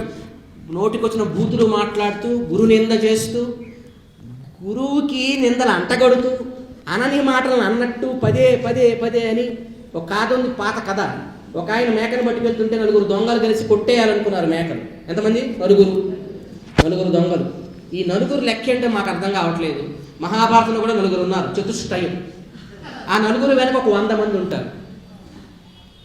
వీళ్ళ పని ఏంటంటే ఒక మంచిని కాదు అంటుంటారు. వాళ్ళ నమ్మకం ఏంటంటే ఇట్లా అంటే కొన్ని రోజులకి ఆ పాపం ఆ వ్యక్తి అది మానేస్తాడని. పాపం ఆయన మేకను పట్టుకెళ్తున్నాడు, దొంగలు ప్లాన్ చేశారు, బలంతో కొట్టేయచ్చు, 4 ఉన్నారు కాబట్టి. కానీ ఎందుకు వచ్చిన అనవసరపు శ్రమ? తెలివిగా కొట్టేద్దాం, 4 కళ్ళలో పడతాం బలంతో కొట్టేస్తే. అందుకని తెలివిగా కొట్టేద్దామని 4 మైలు రాళ్ళ దగ్గర 4 నిలబడ్డారు. ఫస్ట్ వాడు అన్నాడు, ఏమండి కుక్కను పట్టుకొస్తున్నారు. అప్పుడు ఈయనకి డౌట్ ఏమాత్రం పక్కకి రాలా. కాన్ఫిడెంట్గా, ఇది కళ్ళు లేవురా, ఇది కుక్క కాదు మేక్ అన్నాడు. వాడు నవ్వాడు, ఈయన ముందుకెళ్ళాడు. రెండో వాడు, ఏంటండి కుక్కను పట్టుకొస్తున్నారు మీరు కూడా, మీ ఇంత చదువుకున్నారు, ఇంత తెలుసుకున్నారు. అప్పుడు ఈయనకు ఒక్కసారి డౌట్ వచ్చింది. ఒకడంటే డౌట్ రాదండి, చెడుకుండే శక్తి ఎట్లా ఉంటుంది. ఒకడంటే డౌట్ రాదు. రెండోవాడు అనేసరికి ఒకసారి చూసుకున్నాడు. ఫస్ట్ ఇంతకుముందు చూసుకోవాలా, ఇప్పుడు చూసుకున్నాడు. చూసుకొని కళ్ళు సరిగ్గా చూడని వాడిని మళ్ళీ గదమాయించాడు. ముందుకెళ్ళాక 3వ వాడు కూడా ఏమంటున్నాడు. అప్పుడు ఒక్కసారి నేనే గిచ్చుకొని చూసుకున్నాడు కొంచెం గట్టిగా, ఇది అవునా కాదా. సరే మళ్ళీ వాడిని తిట్టి ముందుకు సాగాడు. 4వ వాడు కూడా అనేసరికి నేనే పొరపాటు పడ్డట్టున్నా, నా కళ్ళకి ఏదో ప్రాబ్లం వచ్చినట్టు దీన్ని వదిలేసాడండి. కానీ యూట్యూబుల్లో మాట్లాడే వాళ్ళకి కుట్ర ఇదే. అనగా మనమనే అబద్ధాలు నిజమవుతాయి. అందరూ జీర్స్వామి వారికి శివద్వేషం ఉందని అనుకుంటారు, నమ్ముతున్నారు. కథలో పాపం ఆయన ఒక్కడే, కానీ జీర్స్వామి వెనక కోట్ల మంది ఉన్నారు, లక్షల మంది. కాబట్టి సత్యాన్ని వదిలే ప్రసక్తే లేదు, సత్యాన్ని వదిలే ప్రసక్తే లేదు. అనే కొద్దీ మళ్ళీ గట్టిగా పట్టుకుంటాం, మహా గట్టిగా పట్టుకుంటాం. మొన్నటిదాకా సరిగ్గా ఏ పుస్తకాల్లో ఏముందో చూడని వాళ్ళం అందరం పుస్తకాలు చదువుతాం, అందరం శ్లోకాలు నేర్చుకుంటాం, ఎక్కడెక్కడ నిజాలు నేర్పిస్తాం, అన్నీ బడి. అసలు ఇన్ని రోజులు ఏం దాచిపెట్టబడ్డాయో, ఇన్ని రోజులు శంకర భగవత్పాదులు వారు ఏం చెప్పారు సమాజానికి, చక్కగా రోజు నిత్య పారాయణ చేసి మరి పంక్తులు పంక్తులు ఉట్టంకిస్తూ చెప్తాం. అంచేత ఏం భ్రమలు పడకండి, వారిని ఏదో అంటే ఏదో అయిపోతుంది, ఏదో జరుగుతుంది అనుకోకండి. ఎన్ని సేవలు ఆ లిస్టు చదివితే విననన్ని సేవలు. ఎక్కడో ఇప్పుడు మనం చదువుకునే ఈ స్కూల్ విద్యా విధానంలో నైతిక విలువలు పిల్లలకు అందటం లేదని వారే రోజు గంటలు గంటలు కూర్చుని రాత్రింపవళ్ళు మాతృదేవో భవ, ఆచార్య దేవో భవ, పితృదేవో భవ అనే పేరుతో అద్భుతమైన విజ్ఞానాన్ని పిల్లలు అందుకునే రీతిలో ప్రజ్ఞా పేరుతో ఏ అమెరికా లాంటి దేశాల్లో 20-30 వేల మంది, మన దేశంలో కొన్ని వేల మంది విద్యార్థులు వాటిని అందుకునే రీతిలో అందిస్తున్నారు. ఇది ధర్మం కాదా? ఈ సనాతన ధర్మానికి సేవ కాదా? సనాతన ధర్మం దీనివల్ల నిలబడదా? వీరిని పట్టుకొని మీరు సనాతన ధర్మానికి విచ్ఛిత్తి చెందిందని మాట్లాడతారా? ఎంతమందికి మీరు ఏం నేర్పుతున్నారు, ఏం చెబుతున్నారు? మీరు ఎవరికైనా 2 శ్లోకాలు నేర్పించారా? భగవద్గీత శ్లోకాలు. పిల్లలకి ఎవరికైనా సంస్కారం నేర్పుతున్నారా? పిల్లలకి విద్యావంతులను చేస్తున్నారు, తల్లులకి ఆరోగ్య అవగాహనలు ఇస్తూ తల్లులను సేవలు చేస్తున్నారు. 70 ఏళ్ళు 60 ఏళ్ళు 50 ఏళ్ళు వచ్చి ఉసురోమంటూ ఇళ్లల్లో టీవీ సీరియల్ చూస్తున్నారు చాలామంది మహిళలు. కానీ 70 ఏళ్ళు 60 ఏళ్ళు వచ్చి సమయం దొరికితే చాలు సమాజంలో మారుమూలకలి సేవలు చేస్తున్నారు మా మహిళా తల్లులంతా కూడా. ఇది జీరస్వామి వారు చేస్తున్నటువంటి మహాకార్యం. ఇది ఇట్లా ఎన్ని రకాల ప్రేరణని వారు సమాజానికి అందిస్తున్నారండి, ఎన్ని రీతుల్లో అందిస్తున్నారండి వారు. ఈవేళ అద్భుతమైనటువంటి ఒక ఆలయ సముదాయాన్ని, ఒక సమూహాన్ని 108 దివ్య తిరుపతులను ఒక చోటకి తీసుకొచ్చారు. ఎంత సంకల్ప బలం ఉంటే అది సాధ్యమవుతుంది. ఒక మనిషి తన జీవితంలో ఒక ఇల్లు కట్టడం వాడి జీవిత ఆశయం. చచ్చి చెడి కష్టపడి ఒక ఇల్లు కడతాడు, కానీ వారు సంకల్ప బలంతో కట్టారు. ఎలా కట్టారు అని మాట్లాడుతున్నాడు ఒకడు. ఎలా కట్టారు చెప్తాను విను. నీ ఇంట్లో 2 పిల్లలు ఉన్నారు, నీ ఇంటి కోసం ఎవరు సంపాదిస్తారు? ఆ 2 పిల్లలు సంపాదిస్తారు. ఒకడి ఇంట్లో 10 మంది సంతానం ఉన్నారు, ఆ ఇంటి కోసం ఎంతమంది సంపాదిస్తారు? 10 మంది పిల్లలు సంపాదిస్తారు. కానీ మా జీరస్వామి వారి ఇల్లు చాలా పెద్దది, మా జీరస్వామి వారి కుటుంబంలో 1,000,000 మంది ఉన్నారు, 1,000,000 మంది సంపాదిస్తాం మేము. మా 1,000,000 మంది ఆస్తితో కట్టాం ఆ 1,000 కోట్ల రూపాయల ప్రాజెక్టు. మీ తాతయ్యలు మీ ముత్తాతయ్యల దగ్గర నుంచి కొట్టుకొచ్చిన డబ్బులతో కట్టలేదు. మాట్లాడే ముందు సరిగ్గా బుద్ధి పెట్టి మాట్లాడాలి. 1,000,000 మంది సంతానం ఉన్న ఆయన ఒక సంకల్పం అంటే వారి ఆనందం, వారి భక్తి, వారి శ్రద్ధ, వారి విశ్వాసంతో వచ్చిన ద్రవ్యంతో విశ్వమంతా తల ఎత్తి చూసే స్థాయిలో ఒక అద్భుతమైన వైకుంఠాన్ని భూమి మీదకి దింపిన విశ్వామిత్ర మహర్షి మా చిన్నజీయస్వామి. ఆయన సృష్టికి ప్రతిష్ఠ చేశారట విశ్వామిత్ర మహర్షి. గాయత్రి మంత్ర ద్రష్టట ఆయన. నారాయణ అష్టాక్షరి మంత్ర ద్రష్ట అయి వైకుంఠాన్ని భూమి మీదకి దింపినటువంటి మహనీయుడు చిన్నజీయస్వామి గారు. ఇది సనాతన ధర్మాన్ని నిలబెట్టడం కాదు, సనాతన ధర్మానికి వజ్ర కవచమై నిలబెట్టారు చిన్నజీయస్వామి గారు ఆ సమతామూర్తి కేంద్రాన్ని. మాట్లాడతారు ఏ సేవ, ఎటు సేవ, ఎన్నని చెప్పాలి. చెప్పాలని అనుకుంటే ఇవి బట్టి పడితే గుర్తుండేవి కావు. నువ్వు వెనకబడి తిరిగి అందులో మలిగితే గుర్తుండే చరిత్రలు ఇవన్నీ. 50 ఏళ్ళుగా జరుగుతున్న సేవా ప్రవాహంలో మునకలేసి మైమరిస్తే తెలిసిన విషయాలు ఇవి. ఛాలెంజ్ విసిరాడు ఒక ఆయన, ఏమని వచ్చి మాతో మాట్లాడండి దమ్ముంటే. నాయనా మొత్తం మాట్లాడడం అయిపోయాక ఒక కథ చెప్పే అలవాటు ఏదో మీకు ఉందట కదా. మాకు మధ్య మధ్యలో కథలు చెప్పే అలవాటు ఉంది, అయిపోయే తర్వాత కాదు, మధ్య మధ్యలో చెబుతూ ఉంటాం. ఒక కథ చెబుతాడు. ఒక ఆయన ఒక ప్రతిజ్ఞ చేశాడు, సముద్రంతోనే ప్రతిజ్ఞ చేశాడు. సముద్రంతో ఏంటి ఆ ప్రతిజ్ఞ? సముద్రం మీద ప్రతిజ్ఞ చేశాడు. ఏమని? దమ్ముంటే వచ్చి నన్ను టచ్ చేయి అన్నాడు సముద్రాన్ని. ఎంత దూరంలో కూర్చొని? కిలోమీటర్ దూరంలో కూర్చున్నాడు ఆయన. కిలోమీటర్ దూరంలో సముద్రానికి కూర్చొని, సముద్రమా దమ్ముంటే వచ్చి నన్ను టచ్ చేయి అని పిలిచాడు. దాన్ని వస్తుందా? సమాధానం చెబుతుందా? ఒకరోజు చూశాడు, 2 రోజులు చూశాడు. ఎందుకు చేస్తారు ప్రతిజ్ఞలు తెలిసిన? వాళ్ళకే తెలుసు సముద్రం రాదని. 2 రోజుల తర్వాత పోయి చూసావా సముద్రం భయపడిపోయింది, సముద్రం రాలేదు చూసావా చెప్పుకుంటారు. బ్రతకాలి కదా మరి పాపం. ఉదర నిమిత్తం బహుకృత వేషం. శంకర భగవత్పాదులు వారు చెప్పారు ఈ మాట. పొట్ట కోసం ఎన్నో మాటలు, మరి ఏం చేద్దాం? సముద్రం వచ్చి అయ్యో ఒకడు నన్ను ఇన్వైట్ చేశాడు, వాడి దగ్గర ప్రూవ్ చేసుకోవాలనుకుంటుందా? కిలోమీటర్ దూరంలో ఉంటే సముద్రంలో అలలేంటో లేకపోతే దాంట్లో ఉప్పేంటో ఏం కనపడను కూడా కనపడదు. కనీసం మాట్లాడాలంటే సముద్రం గురించి ఎవరు మాట్లాడచ్చు? సముద్రంలో స్నానం చేసేవాడు, రోజు పొద్దున్న లేస్తే సముద్రంలోనే తిరిగేవాడు, సముద్రంలో ఎప్పుడు అల్లొస్తాయి, ఎక్కడ అల్లొస్తాయి, ఎందుకు వస్తాయి, ఎక్కడ సముద్రం ప్రశాంతంగా ఉంటుంది, దాని లోతెంత, దానికి ఇక్కడ ఎడ్జెంత అక్కడ ఎడ్జెంత, రోజు సముద్రంలో తిరిగేవాడికి ఎలా తెలుస్తుందో 50 ఏళ్లుగా జ్ఞాన సముద్రమైన చిన్నజీయర్ స్వామి వారిలో మునుగుతున్న భక్తులకు తెలుస్తుంది ఆయన ఏంటో, ఆయన ఎంత లోతో తెలుస్తుంది, ఆయన ఎంత ఎత్తుకి అలా ఎత్తగలరో తెలుస్తుంది, ఆయన ఒక సంకల్పం చేస్తే ఏం జరుగుతుందో వాళ్ళకి తెలుస్తుంది. దేశం కోసం మాట్లాడతారు చాలామంది. ఎప్పుడో దేశానికి ఒక ఇబ్బంది వచ్చి యుద్ధం చేస్తూ ఉంటే వారు మంగళ తరంగిణి అనే ఒక మహాకార్యం చూశారండి హైదరాబాద్లో. భారత భూమి విజయాన్ని కాంక్షిస్తూ దీపాలతో, దీపాల ఆవళులతో మంగళం పలుకుతూ దేశ విజయానికి చేశారండి. ఆ దేశ విజయంలో దేశ రక్షణ కోసం పాటుపడ్డ సైనికులు కొంతమంది అసువులు బాస్తే ఆ సైనికుల కుటుంబాలకి ఆర్థిక సహాయం చేయడం కోసం అమర సేవా తరంగిణి అనే కార్యక్రమం చేశారండి వారు. ఏదో ఇంగ్లీష్లో ఒక సూక్తి ఉంది, కొన్ని గొప్పతనాలు చెప్పి నువ్వు ఏ పేరు పెట్టి ఆ పేరంతా అదే అంటుంటారే, నువ్వు ఏ సేవ చెప్పి ఆ సేవన్ని మా స్వామి చేసేసారండి. ధర్మానికి ఎన్ని ముఖాలు, నమోస్త్వనంతాయ సహస్రమూర్తయే అన్నట్టుగా 1000 ముఖాలుగా 1000 చేతులతో వేల లక్షల మంది శిష్యులే వారి చేతులుగా స్వాచార్య శ్రీహస్తేన అన్న చేతులతో వారు దివ్యమైన సేవలు. కార్గిల్లో ఎక్కడో అమరులైన వాళ్ళకి ప్రభుత్వంగా చేస్తుంది, మనకెందుకు? అదండి ఆచార్యుల గొప్పతనం. వారండి జగదాచార్యులంటే. పీఠాధిపతులంటే టేకు పీటలు వేసుకొని కూర్చోవడం కాదు పీఠాధిపత్యం, మఠాధిపత్యం అంటే. కాంక్రీట్తోనో రాళ్లతోనో సిమెంట్తోనో ఒక డేట్ చూసుకొని కట్టింది కాదు పీఠం అంటే.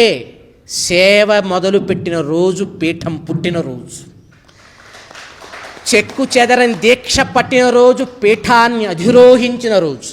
పీఠాధిపతి అంటే ఒక పీఠ మీద కూర్చోవటం కాదు, పీఠ మీద కూర్చోవడానికి టైము లేకుండా దేశమంతా తిరగటం, ధర్మం కోసం తిరగటం, దైవం కోసం తిరగటం, జాతికి ఎక్కడెక్కడ ఏ ఏ అవసరం వస్తే అక్కడికక్కడికల్లా తిరగటం. ఇది ధర్మం అంటే, ఇది ధర్మం కోసం సేవ అంటే. అమర సేవా తరంగిణి పేరుతో అమరులైనటువంటి కుటుంబాలకి, జవాన్ల కుటుంబాలకి ఈ రోజున రైతుల కోసం ఈరోజు కొత్తగా కాదు, చాలా కాలం నుంచి కృష్ణానదికి వరదలు వస్తే బోట్లో, బురదలో, నీళ్లలో వికాస తరంగిణి అనే పేరుతో కార్యక్రమాలు పెట్టి ఎన్నో రకాల సేవలు అందించారు.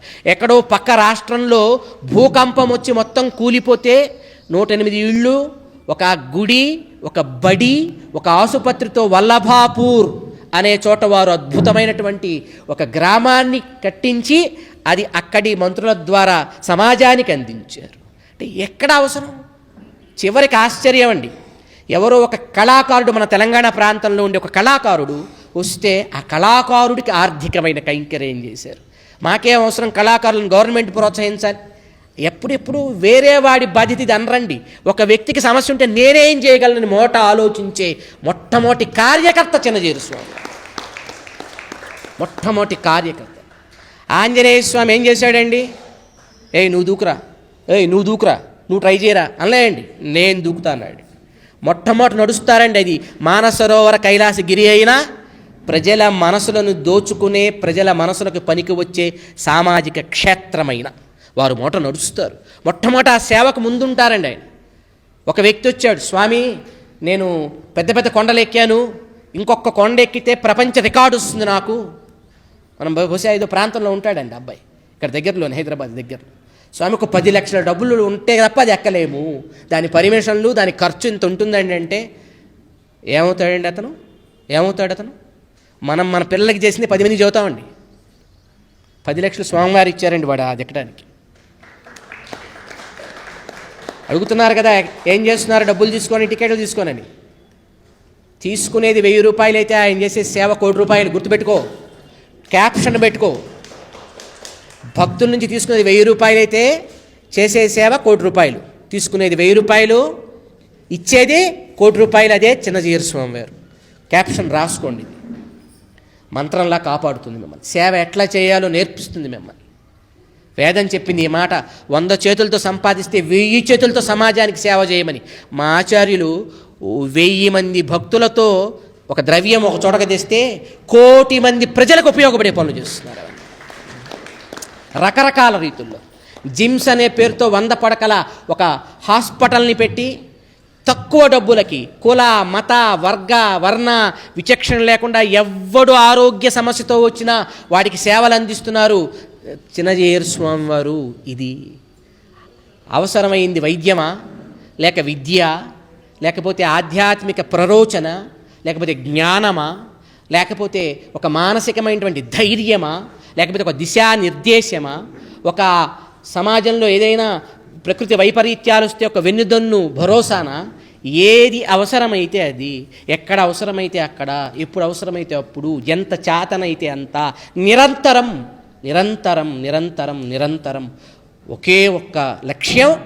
శరీరం పాడవ్వచ్చు, ఏదైనా అవ్వచ్చు, కంటి చూపు పడితే మాసిపోతుందేమో అన్నంత దివ్యమైన పండు లాంటి దేహాన్ని ఈ సమాజ సేవ కోసం కొవ్వొత్తిలా కరిగించిన మహనీయులైన ఆచార్యులైన. ఒక్క వంకర లేని కోటేరు ముక్కు, ఆ ఒక్క చోటే చూస్తాము అందాల టెక్కు, తనని తాకితే బంగారమే మెరిసిపోవు, తాను లేని తావు సింగారమే బోసిపోవు, అంగాంగం ఎన్నెన్నో రంగుల పద్మాలు, అణువణువు అసలందానికి ఉదయాలు అని చిన్నజీయర్ స్వామి మీద మేము రాసుకున్న ఒక మాటలి. అలాంటి మహనీయులు నిరంతరం రాత్రి పగలు తేడా లేకుండా తమ యొక్క దివ్యమైన సకల శక్తులని సమాజం కోసం ఖర్చు పెట్టారండి. మహాభక్తులంతా భగవంతుణ్ణి సేవించుకుంటూ భగవంతుల్లో మోహపడిపోతే వారు భగవంతుణ్ణి ఈ సమాజ శరీరంలో చూస్తూ సమాజం కోసం నిరంతరం పర్యటిస్తున్నారండి ఆయన. సమాజం కోసం నిరంతరం శ్రమిస్తున్నారండి ఆయన. ఈ మాట్లాడుతున్న వాళ్ళందరికీ చిట్ట చివరిగా మేము ఒక వినయపూర్వకమైన ప్రార్థన చేస్తున్నామండి. మేము మీ అంత పెద్ద పెద్ద పదాలు, ఛాలెంజ్లు అవి విసరలేంత శక్తి మాకు లేదు కనుక, అలాంటి విసిరే మనస్తత్వం మాకు లేదు కనుక, అట్లా మా గురువులు మమ్మల్ని తీర్చిదిద్దలేదు కనుక మేము చాలా సవినయంగా ఒక మాట అడుగుతున్నామండి. ఇప్పుడు ఎప్పుడైనా మీరు ఏదైనా ఒక దానికి పెద్ద దానికి నేను చర్చిస్తాను అనుకోండి, ఏ పెద్ద పని చేయాలన్నా, దమ్ముంటే నాకు పరీక్ష పెట్టండి ఐఏఎస్లో ఫస్ట్ క్లాస్లో పాస్ అవుతానని ఒక స్టేట్మెంట్ ఇచ్చాడు అనుకోండి, వెంటనే ఐఏఎస్ బోర్డు వాడు పరిగెత్తుకుంటూ వస్తాడా? ఎవర్రా బాబు నువ్వు, నీ అర్హతలేంటి, నీ క్వాలిఫికేషన్స్ ఏంటి అడగడా?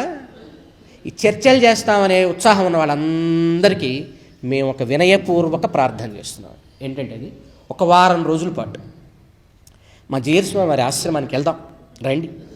వచ్చి ఈ వారం రోజులు వారేం ప్రసాదం తింటారో, ఎంత తింటారో అంతే తింటూ, వారు రోజులో ఎన్ని గంటలు నిద్రపోతారో అన్ని గంటలే నిద్రపోతూ, వారు ఈ వారం రోజులు ఏం చేస్తారో ఆ పనులను చూస్తూ, మీరు చేయొద్దండి, అమ్మో చెయ్యమని అంత బాధ్యత మీకు పెట్టమండి, చూడండి, ఊరికే చూస్తూ ఉండండి. వారు చేసే పని ఉంటుందనుకోండి, వారు ఒక 4,000 మందికి 5,000 మందికి నిలబడి కాలు కదపకుండా తీర్థం ఇస్తారు. మీరు చూస్తూ నిలబడండి అక్కడ. ఆ తర్వాత వారు ఒక 4 గంటలు అట్లే ప్రవచిస్తారు, చూస్తూ ఉండండి అక్కడ. అట్లా ఒక రోజు వారు మళ్ళీ రాత్రి నిద్రకి వెళ్ళిన దాకా మీరు చూస్తూ వారం రోజులు గడపండి. ఆ తరువాత మీరు ఓపికగా ఉండగలిగితే చర్చల గురించి మనం ఆ తర్వాత చర్చించాలంటే ఓపిక ఉండాలి కదా, మనకు శక్తి ఉండాలి కదా చర్చించాలంటే, బలం ఉండాలి కదా చర్చించాలంటే. కనుక ఏదో దూరం నుంచి చూసి ఏదేదో అనుకొని అనవసరమైన మాటలు మాట్లాడి ఆచార్యులని గురువులని పొట్టేలు లేదో కొండను ఢీ కొడితే ఏమవుతుంది? పొట్టేలు పోయి కొండను ఢీ కొడితే కొండను కలుస్తుందా? కొండ కదులుతుందా? మళ్ళీ ఇందులో కొంతమంది పెద్దవాళ్ళు మంచి చెప్పేవాళ్ళు, కొంతమంది ఎవరైనా ఏదైనా మంచి విషయాలు వీళ్ళకి అందిస్తుంటే ఆ మంచి అందించే వాళ్ళని భారతంలో శిఖండులతోనూ రామాయణంలో శూర్పణఖలతోనూ పోలుస్తూ, మేము మీలాంటి చిన్నవాళ్ళతో వాదించం, మీ పెద్ద ఆయన రమ్మనమనండి. వీళ్ళంతా ఎందుకండి ఆయన వస్తే కదా పేరు వచ్చేది, లేకపోతే నేను ఎవడు చూడ కదా.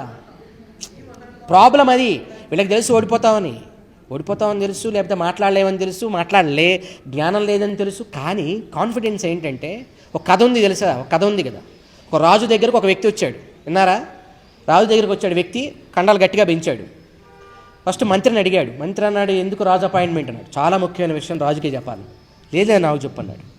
ఈ దేశంలో నాకున్నంత బలం ఇంకెవడికి లేదు అన్నాడు. చూస్తానికి కండలు ఉన్నాయి కాబట్టి కొంతవరకు బలం ఉంటుందంటే బాగానే ఉంది, కానీ నమ్ముతాం. కానీ దేశంలో ఇంకెవరికి లేనంత ఉందంటే ఎలా నమ్ముతా అన్నాడు మంత్రి. అది ఎలా నమ్మవు రాజుకి ప్రూవ్ చేస్తాను. సరే రాజుగారి దగ్గరికి వెళ్ళి, అయ్యా ఒకడు వచ్చాడు, వాడికి ఇట్లా అపాయింట్మెంట్ అడుగు. రాజు అపాయింట్మెంట్ ఇచ్చాడు. ఏంట్రా నీ ప్రత్యేకత? ఈ దేశంలో ఎవరికి లేనంత బలం నాకుందండి.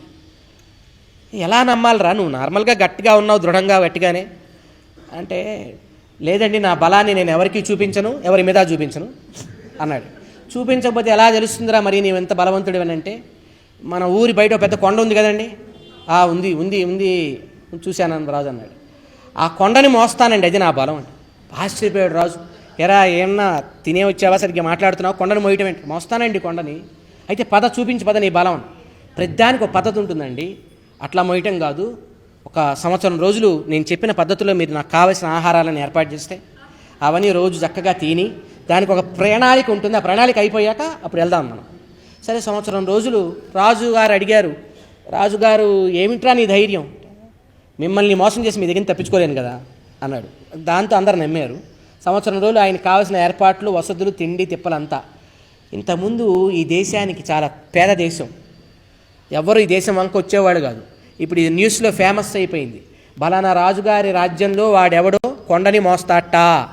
ఇంకా విదేశాల నుంచి ఆ రోజును చూడటం కోసం చాలామంది ఫ్లైట్ టికెట్స్ బుక్ చేసుకొని దీని మీద చర్చలు, డిబేట్లు. మోస్తాడంటావా?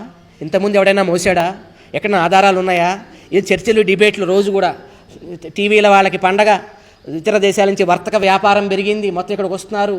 అక్కడ మొత్తం ఊళ్ళో ఇళ్ళు పెరిగాయి, ఈ వ్యవహారం అంతా పెరిగింది. రోజు వచ్చింది, అందరూ వెళ్ళారు కొండ దగ్గరికి. రాజుగారు వాడిని చూస్తున్నాడు, వాడు రాజుగారిని చూస్తున్నారు. ఎరా కానివరా అంటున్నాడు. వీడంటున్నాడు కానివ్వండి అంటున్నాడు ఆయన్ని. మళ్ళీ ఏమిట్రా నువ్వేదో అన్నావు కదా, నువ్వు కాని అంటాడు ఆయన. లేదండి మీరు కానివ్వండి అంటున్నాడు ఆయన. ఏమిట్రా నువ్వు చెప్పింది ఏంటి, నేను కానివ్వటం ఏమిటండి? అవునండి నేనేం చెప్పాను, కొండని మోస్తానన్నా, మీరు ఎత్తి పెట్టాలి కదా నా మీద, ఎత్తి పెట్టండి, నేను మోయకపోతే అప్పుడు అడగండి అన్నాడు. ఏమండి ఏం చెప్పానయ్యా అప్పుడు నేను? మాట మార్చే పద్ధతే లేదు, చూసుకో. అగ్రిమెంట్లు ఏం రాశాను? కొండని మోస్తానని రాశా, ఎత్తుతానని రాయలా. నువ్వు ఎత్తి పెడితే నేను మోస్తాన్నాడు. ఈ ఛాలెంజ్లు చేసేవాళ్ళంతా మేము చిన్నవాళ్ళతో వాదించాం, చిన్నవాళ్ళతో మాట్లాడమంటున్నాం. చిన్నవాళ్ళతోనే మాట్లాడలేకపోతే వర్షంలోనే నిలబడలేకపోతే తుఫాన్లో ఏం నిలబడతారు స్వాములు కదా, కొట్టుకుపోతారు కదా, అంతా కష్టం కదా. అందుచేత ఏంటంటే అనవసరమైనటువంటి ప్రలాపనలు మాని, జీయర్ స్వామి వారు చేసిన సేవలని ఇతరులకు చెప్పకపోయినా పర్వాలేదు, దానికి బురద రాసే ప్రయత్నంలో మనకి మనమే బురద అంటించుకునే ప్రయత్నం చేయొద్దు. జాజ్వల్యమానంగా దివ్య సూర్య ప్రకాశం ఎట్లా ఉంటుందో, జీయర్ స్వామి వారి అనే సముద్రంలో మునుగుతున్న భక్తులు రోజు రోజుకి ఎంత లోతుకెళ్ళినా అది పూర్తి కాకపోయేసరికి ఇంకా ఆయన మీద విశ్వాసాన్ని, భక్తిని పెంచుకుంటూ ఆయనకి మంగళం పాడుతూ మరింత చెక్కు చెదరని విశ్వాసంతో వెళతారు. విశ్వవ్యాప్తంగా ఉన్న చిన్నజీయర్ స్వామి వారి శిష్యులంతా దేవుడికి దండం పెట్టి మొట్టమొదటి మాట ఏం చెబుతారో తెలుసా? దేవుడా ఇలాంటి గురువునిచ్చినందుకు నీకు నేను దండం పెడుతున్నానని చెబుతారండి. అది మొట్టమొదటి మాట. భగవంతుడికి వారు చేసే మొదటి ప్రార్థన అది మొట్టమొదటి మంగళాశాసనం అండి. అది స్వామివారి శిష్యులంతా గర్వపడి ఆనందపడి ఆయన అనుసరిస్తున్నారు. మీకెవరు పాపం ఫోన్లు చేశారో పాపం వాళ్ళందరికీ కూడా మంగళం కలుగుగాక, చేయించుకున్న మీకు కూడా మంగళం కలుగుగాక. సర్వే జనా సుఖినో భవంతు. అయితే ఇక్కడ ఆచార్యుల యొక్క వైభవం అనేక రీతుల్లో ప్రకాశిస్తున్న ఈ క్రమంలో చాలామంది తెలుసుకోవాల్సిన విషయాలు, చాలామందికి చెప్పాల్సిన విషయాలు ఇందాక మన తల్లి ఒకరు చెప్పారు. ప్రతి సంవత్సరం దుర్గమ్మ వారికి చీరసారెల మర్యాదని వారు ఆలయానికి అందించటం, ఏదో ఆలయానికి ఫార్మాలిటీకి అందించడం కాదు, వారు స్వయంగా వెళ్ళి దుర్గమ్మ ఆలయాన్ని వారు దర్శించి అక్కడ మంచి చెడులు అందరితో మాట్లాడి వస్తారు. రీసెంట్గా ఇటీవలే ఉజ్జయిని మహాకాళేశ్వర ఆలయానికి వారు వెళ్ళి అక్కడ శివాలయంలో ఉండే మూలవర్లకి వారి చేత్తో అభిషేక తీర్థాన్ని అందించి కూడా వచ్చారు. ఈ లేని శివద్వేషం అంటగట్టే లేని శివభక్తులారా, మీకు శివభక్తి కూడా లేదు, ఉంటే శివుడికి అపచారం చేసే మాటలు మాట్లాడరు మీరు ఎక్కడ. 3 రోజుల క్రితం మోపిదేవి సుబ్రహ్మణ్యేశ్వర స్వామి ఆలయానికి వెళ్ళారు ఆయన, 3 రోజుల క్రితమే. కనుక ఇక్కడ ఒక విచిత్రమైన ఆశ్చర్యకరమైన సంఘటన మేము చెబుతాం. ఏమిటో తెలుసిన, అది వారు మొన్న మాట్లాడిన 3 మాటల్లో 1వ మాట శంకరులు వారి యొక్క గొప్పతనాన్ని చెప్పే శంకరులు వైష్ణవులే అని, ఉత్తమ వైష్ణవాగరగణ్యులని. మిగతా 2 మాటలు చరిత్రకు సంబంధించిన అంశాలు. ఒకవేళ ఆ చరిత్రకు సంబంధించిన అంశాల్లో మీకు సందేహాలు ఉంటాయి, కొంతమంది తెలియక, కొంతమంది పాపం తెలియక వారేమైనా పొరబడి ఉంటే మీరు చెప్పచ్చు అంటున్నారు. వారి నడకకి తడబాటు ఉండదు, వారి నాల్కకి పొరబాటు ఉండదు. వారేం మాట్లాడితే అది ధర్మశాస్త్రం ఉంటుంది దాని వెనుక. గంట బజాయించి చెబుతున్నాం, వారు మాట్లాడే ప్రతి మాటకి వేద ప్రమాణాలు ఉంటాయి వెనుక, వందల ప్రమాణాలు ఉంటాయి వెనుక. సందేహాలు ఉన్నవాళ్ళు వెళ్ళి వారిని అడగచ్చు, వాళ్ళ దగ్గర చర్చించవచ్చు. కొంతమంది అంటున్నారు ముట్టడిస్తాం స్టాచ్యూ ఆఫ్ ఈక్వాలిటీని అని. నీ ఉద్దేశం ఏంటి? ముచ్చడించడం కాదు, ముచ్చడించు చేతయితే. నీకు మంచి మనసుంటే నువ్వు అనాల్సిన మాట, ఈ సందేహం గురించి వారితో ముచ్చడిస్తామనాలి, ముట్టడిస్తాం అనకూడదు. ముట్టడిస్తావు అంటున్నావంటే నీ వెనక కుటిల బుద్ధి ఉంది అని అర్థం. ఇప్పుడు నడుస్తున్నాం మనం, అనుకోకుండా బట్ట చినిగింది పర్రమని, కావాలని చింపలా, అనుకోకుండా. ఏమంటాను దీన్ని? ఇన్సిడెంటల్గా జరిగిన యాక్షన్ అది. నువ్వు కావాలని కత్తి పెట్టి పరపర చింపితే ఏది రెండిట్లో పెద్ద ప్రమాదం? కావాలని ఇంటెన్షనల్ యాక్షన్ ఇన్సిడెంటల్గా జరిగిన యాక్షన్ కంటే ప్రమాదం. జిఆర్ స్వామి వారు సందర్భంలో భాగంగా చెప్పిన మాట 1000 మంది ఉంటే నువ్వు ఆ మాటని ట్యూబుల్లోకి ఎక్కించి 1,00,00,000 మందికి తెలిసేట్టు పరాపర చింపావే. నీ బుద్ధి ఎలాంటిది? కుట్టాలనే బుద్ధి కాదు. ఒక బట్ట చినిగితే ఒకవేళ బుద్ధిమంతుడైతే ఏం చేస్తాడు? కుడతాడు. నువ్వేం చేస్తున్నావు? చించి సమాజంలో మరింత పెద్ద రంధ్రం ఏర్పాటు చేస్తున్నావు. నువ్వు సనాతన ధర్మానికి ద్రోహం చేస్తున్నావు, సనాతన ధర్మానికి విపత్తుని కలిగిస్తున్నావు. ఇప్పుడైనా సహృదయులు తెలుసుకోవచ్చు, వాళ్ళ ఉద్దేశం చర్చించటం, సమాజానికి మంచి చెప్పడం కాదు. జిఆర్ స్వామి వారి పేరు వాడి ఆయన దగ్గర మాట్లాడితే ఆయనకు ఒక ద్వేషాన్ని అంటగట్టి దాని ద్వారా వీరు పాపులర్ అవుతూ నిరంతరం సమాజాన్ని విచ్ఛిన్నం చేస్తే ఒక శక్తిగా వీళ్ళు పరిణమిస్తున్నారు. కనుక సామాజిక విచ్ఛిన్న శక్తులు, ధర్మ విద్రోహ శక్తులు కుటిల బుద్ధితో చేసే వ్యాఖ్యలకి సత్యం కానీ, నిష్ఠ కానీ, ధర్మం కానీ ఏమాత్రం చెదరదు. గాలి ఒక గట్టిగా వీస్తే ప్రజ్వరులుతున్న అగ్ని మళ్ళీ పైకి లేస్తుంది, ఇంకా పైకి లేస్తుంది. అలాగే భక్తుల్లో ఆచార్యుల పట్ల ఉండే విశ్వాస అగ్ని మరింత ప్రజ్వరిల్లుతుంది. వారు నిరంతరం సర్వ సమతావాదంతో, సర్వ సమతా సందేశంతో ప్రపంచానికి ఒక కాంతిపథమై నడిపిస్తూ ఉంటారు. నిరంతరం వారి సేవ కొనసాగుతుంది. ఒక్కసారి స్టాచ్యూ ఆఫ్ ఈక్వాలిటీని చూస్తే భక్తితో పాటు భయం కూడా వేస్తుంటుంది. ఏం సాహసం ఇది? ఒక ఆలయమా, 2 ఆలయాలా? పోనీ షోకేస్లో బొమ్మల నిత్యారాధనలు చేయాలి. గ్రహణం వస్తుందంటే గ్రహణం పట్టుకుంటుంది, అందరికీ అభిషేకాలు చేయాలి.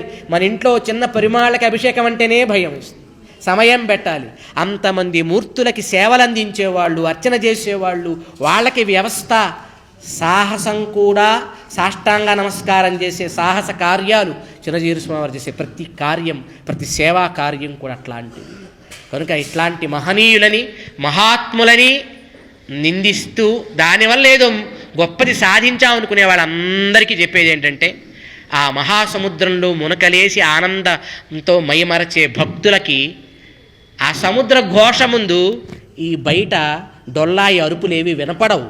కానీ ఎందుకు వచ్చాము ఇదైనా మాట్లాడటానికంటే, పాపం ఈ విచ్ఛిన్న శక్తులకి, ఆనందించే ఈ మహనీయులకి మధ్యలో అమాయక సమాజం కొంతుంది. ఆ సమాజానికి మేలు చేయాలి, సత్యం చెప్పాలి అన్నది ఒక్కటే ఉద్దేశం. ఆ ఉద్దేశంతోనే ఈ కార్యక్రమాన్ని లోకానికి అర్పణ చేస్తూ జేర్స్వామివారనే ప్రచండ భాస్కరుడి తేజాన్ని ఏ మబ్బు, ఏ మసి మబ్బు, ఏ నింద మబ్బు కూడా అంటలేదు. ఎందుకంటే కొన్ని కోట్ల మంది వారిని నిరంతరం ప్రతిరోజు చూస్తున్నారు. మీరేదో ఇంట్లో కూర్చొని మధ్యాహ్నం 1 గంటకి నిద్రలేచి ఈరోజు సూర్యుడు రాలేదండి అంటే కుదరదు కదా. సూర్యుడు వచ్చాడు, మధ్యాహ్నం నడినెత్తికి కూడా వెళ్ళిపోయాడు. అట్లా కొన్ని కోట్ల మంది వారిని నిరంతరం అనుసరిస్తూ వారు చేసే కార్యక్రమాలను చూస్తూ సేవిస్తూ సమాజమంతా వీక్షిస్తోంది. రాబోయే కాలంలో ఇంకా మరిన్ని మహాకార్యాలకి అడుగు వేస్తూ వారు నిరంతరం ప్రతిరోజు శ్రమ అన్నది తెలియకుండా శ్రమనే రమగా వారు నిరంతరం సాగుతున్నారు. అలాంటి మహానుభావునికి ఇందాక ఒక తల్లి చెప్పింది, ఎప్పుడైనా పిల్లలు కొంచెం దడుచుకుంటేనో పిల్లలు జారిపడితేనో దిష్టి తీస్తారు కదా, అట్లా ఎంతమంది తల్లులు ఈ వచ్చే అపవాదుల దిష్టిని తీస్తూ ఈరోజు ఆచార్యులకి మంగళం పలుకుతూ అందరం కూడా ఇప్పుడు ఒకసారి దీపాలని వెలిగించి మన మాతృభాష అయిన తెలుగులో ఒక దిష్టి మాటలు ఆచార్యులకు పాడి ఆ తర్వాత వారికి మంగళాశాసనం పరిపూర్ణంగా చేస్తూ ముందుకు సాగుదాం.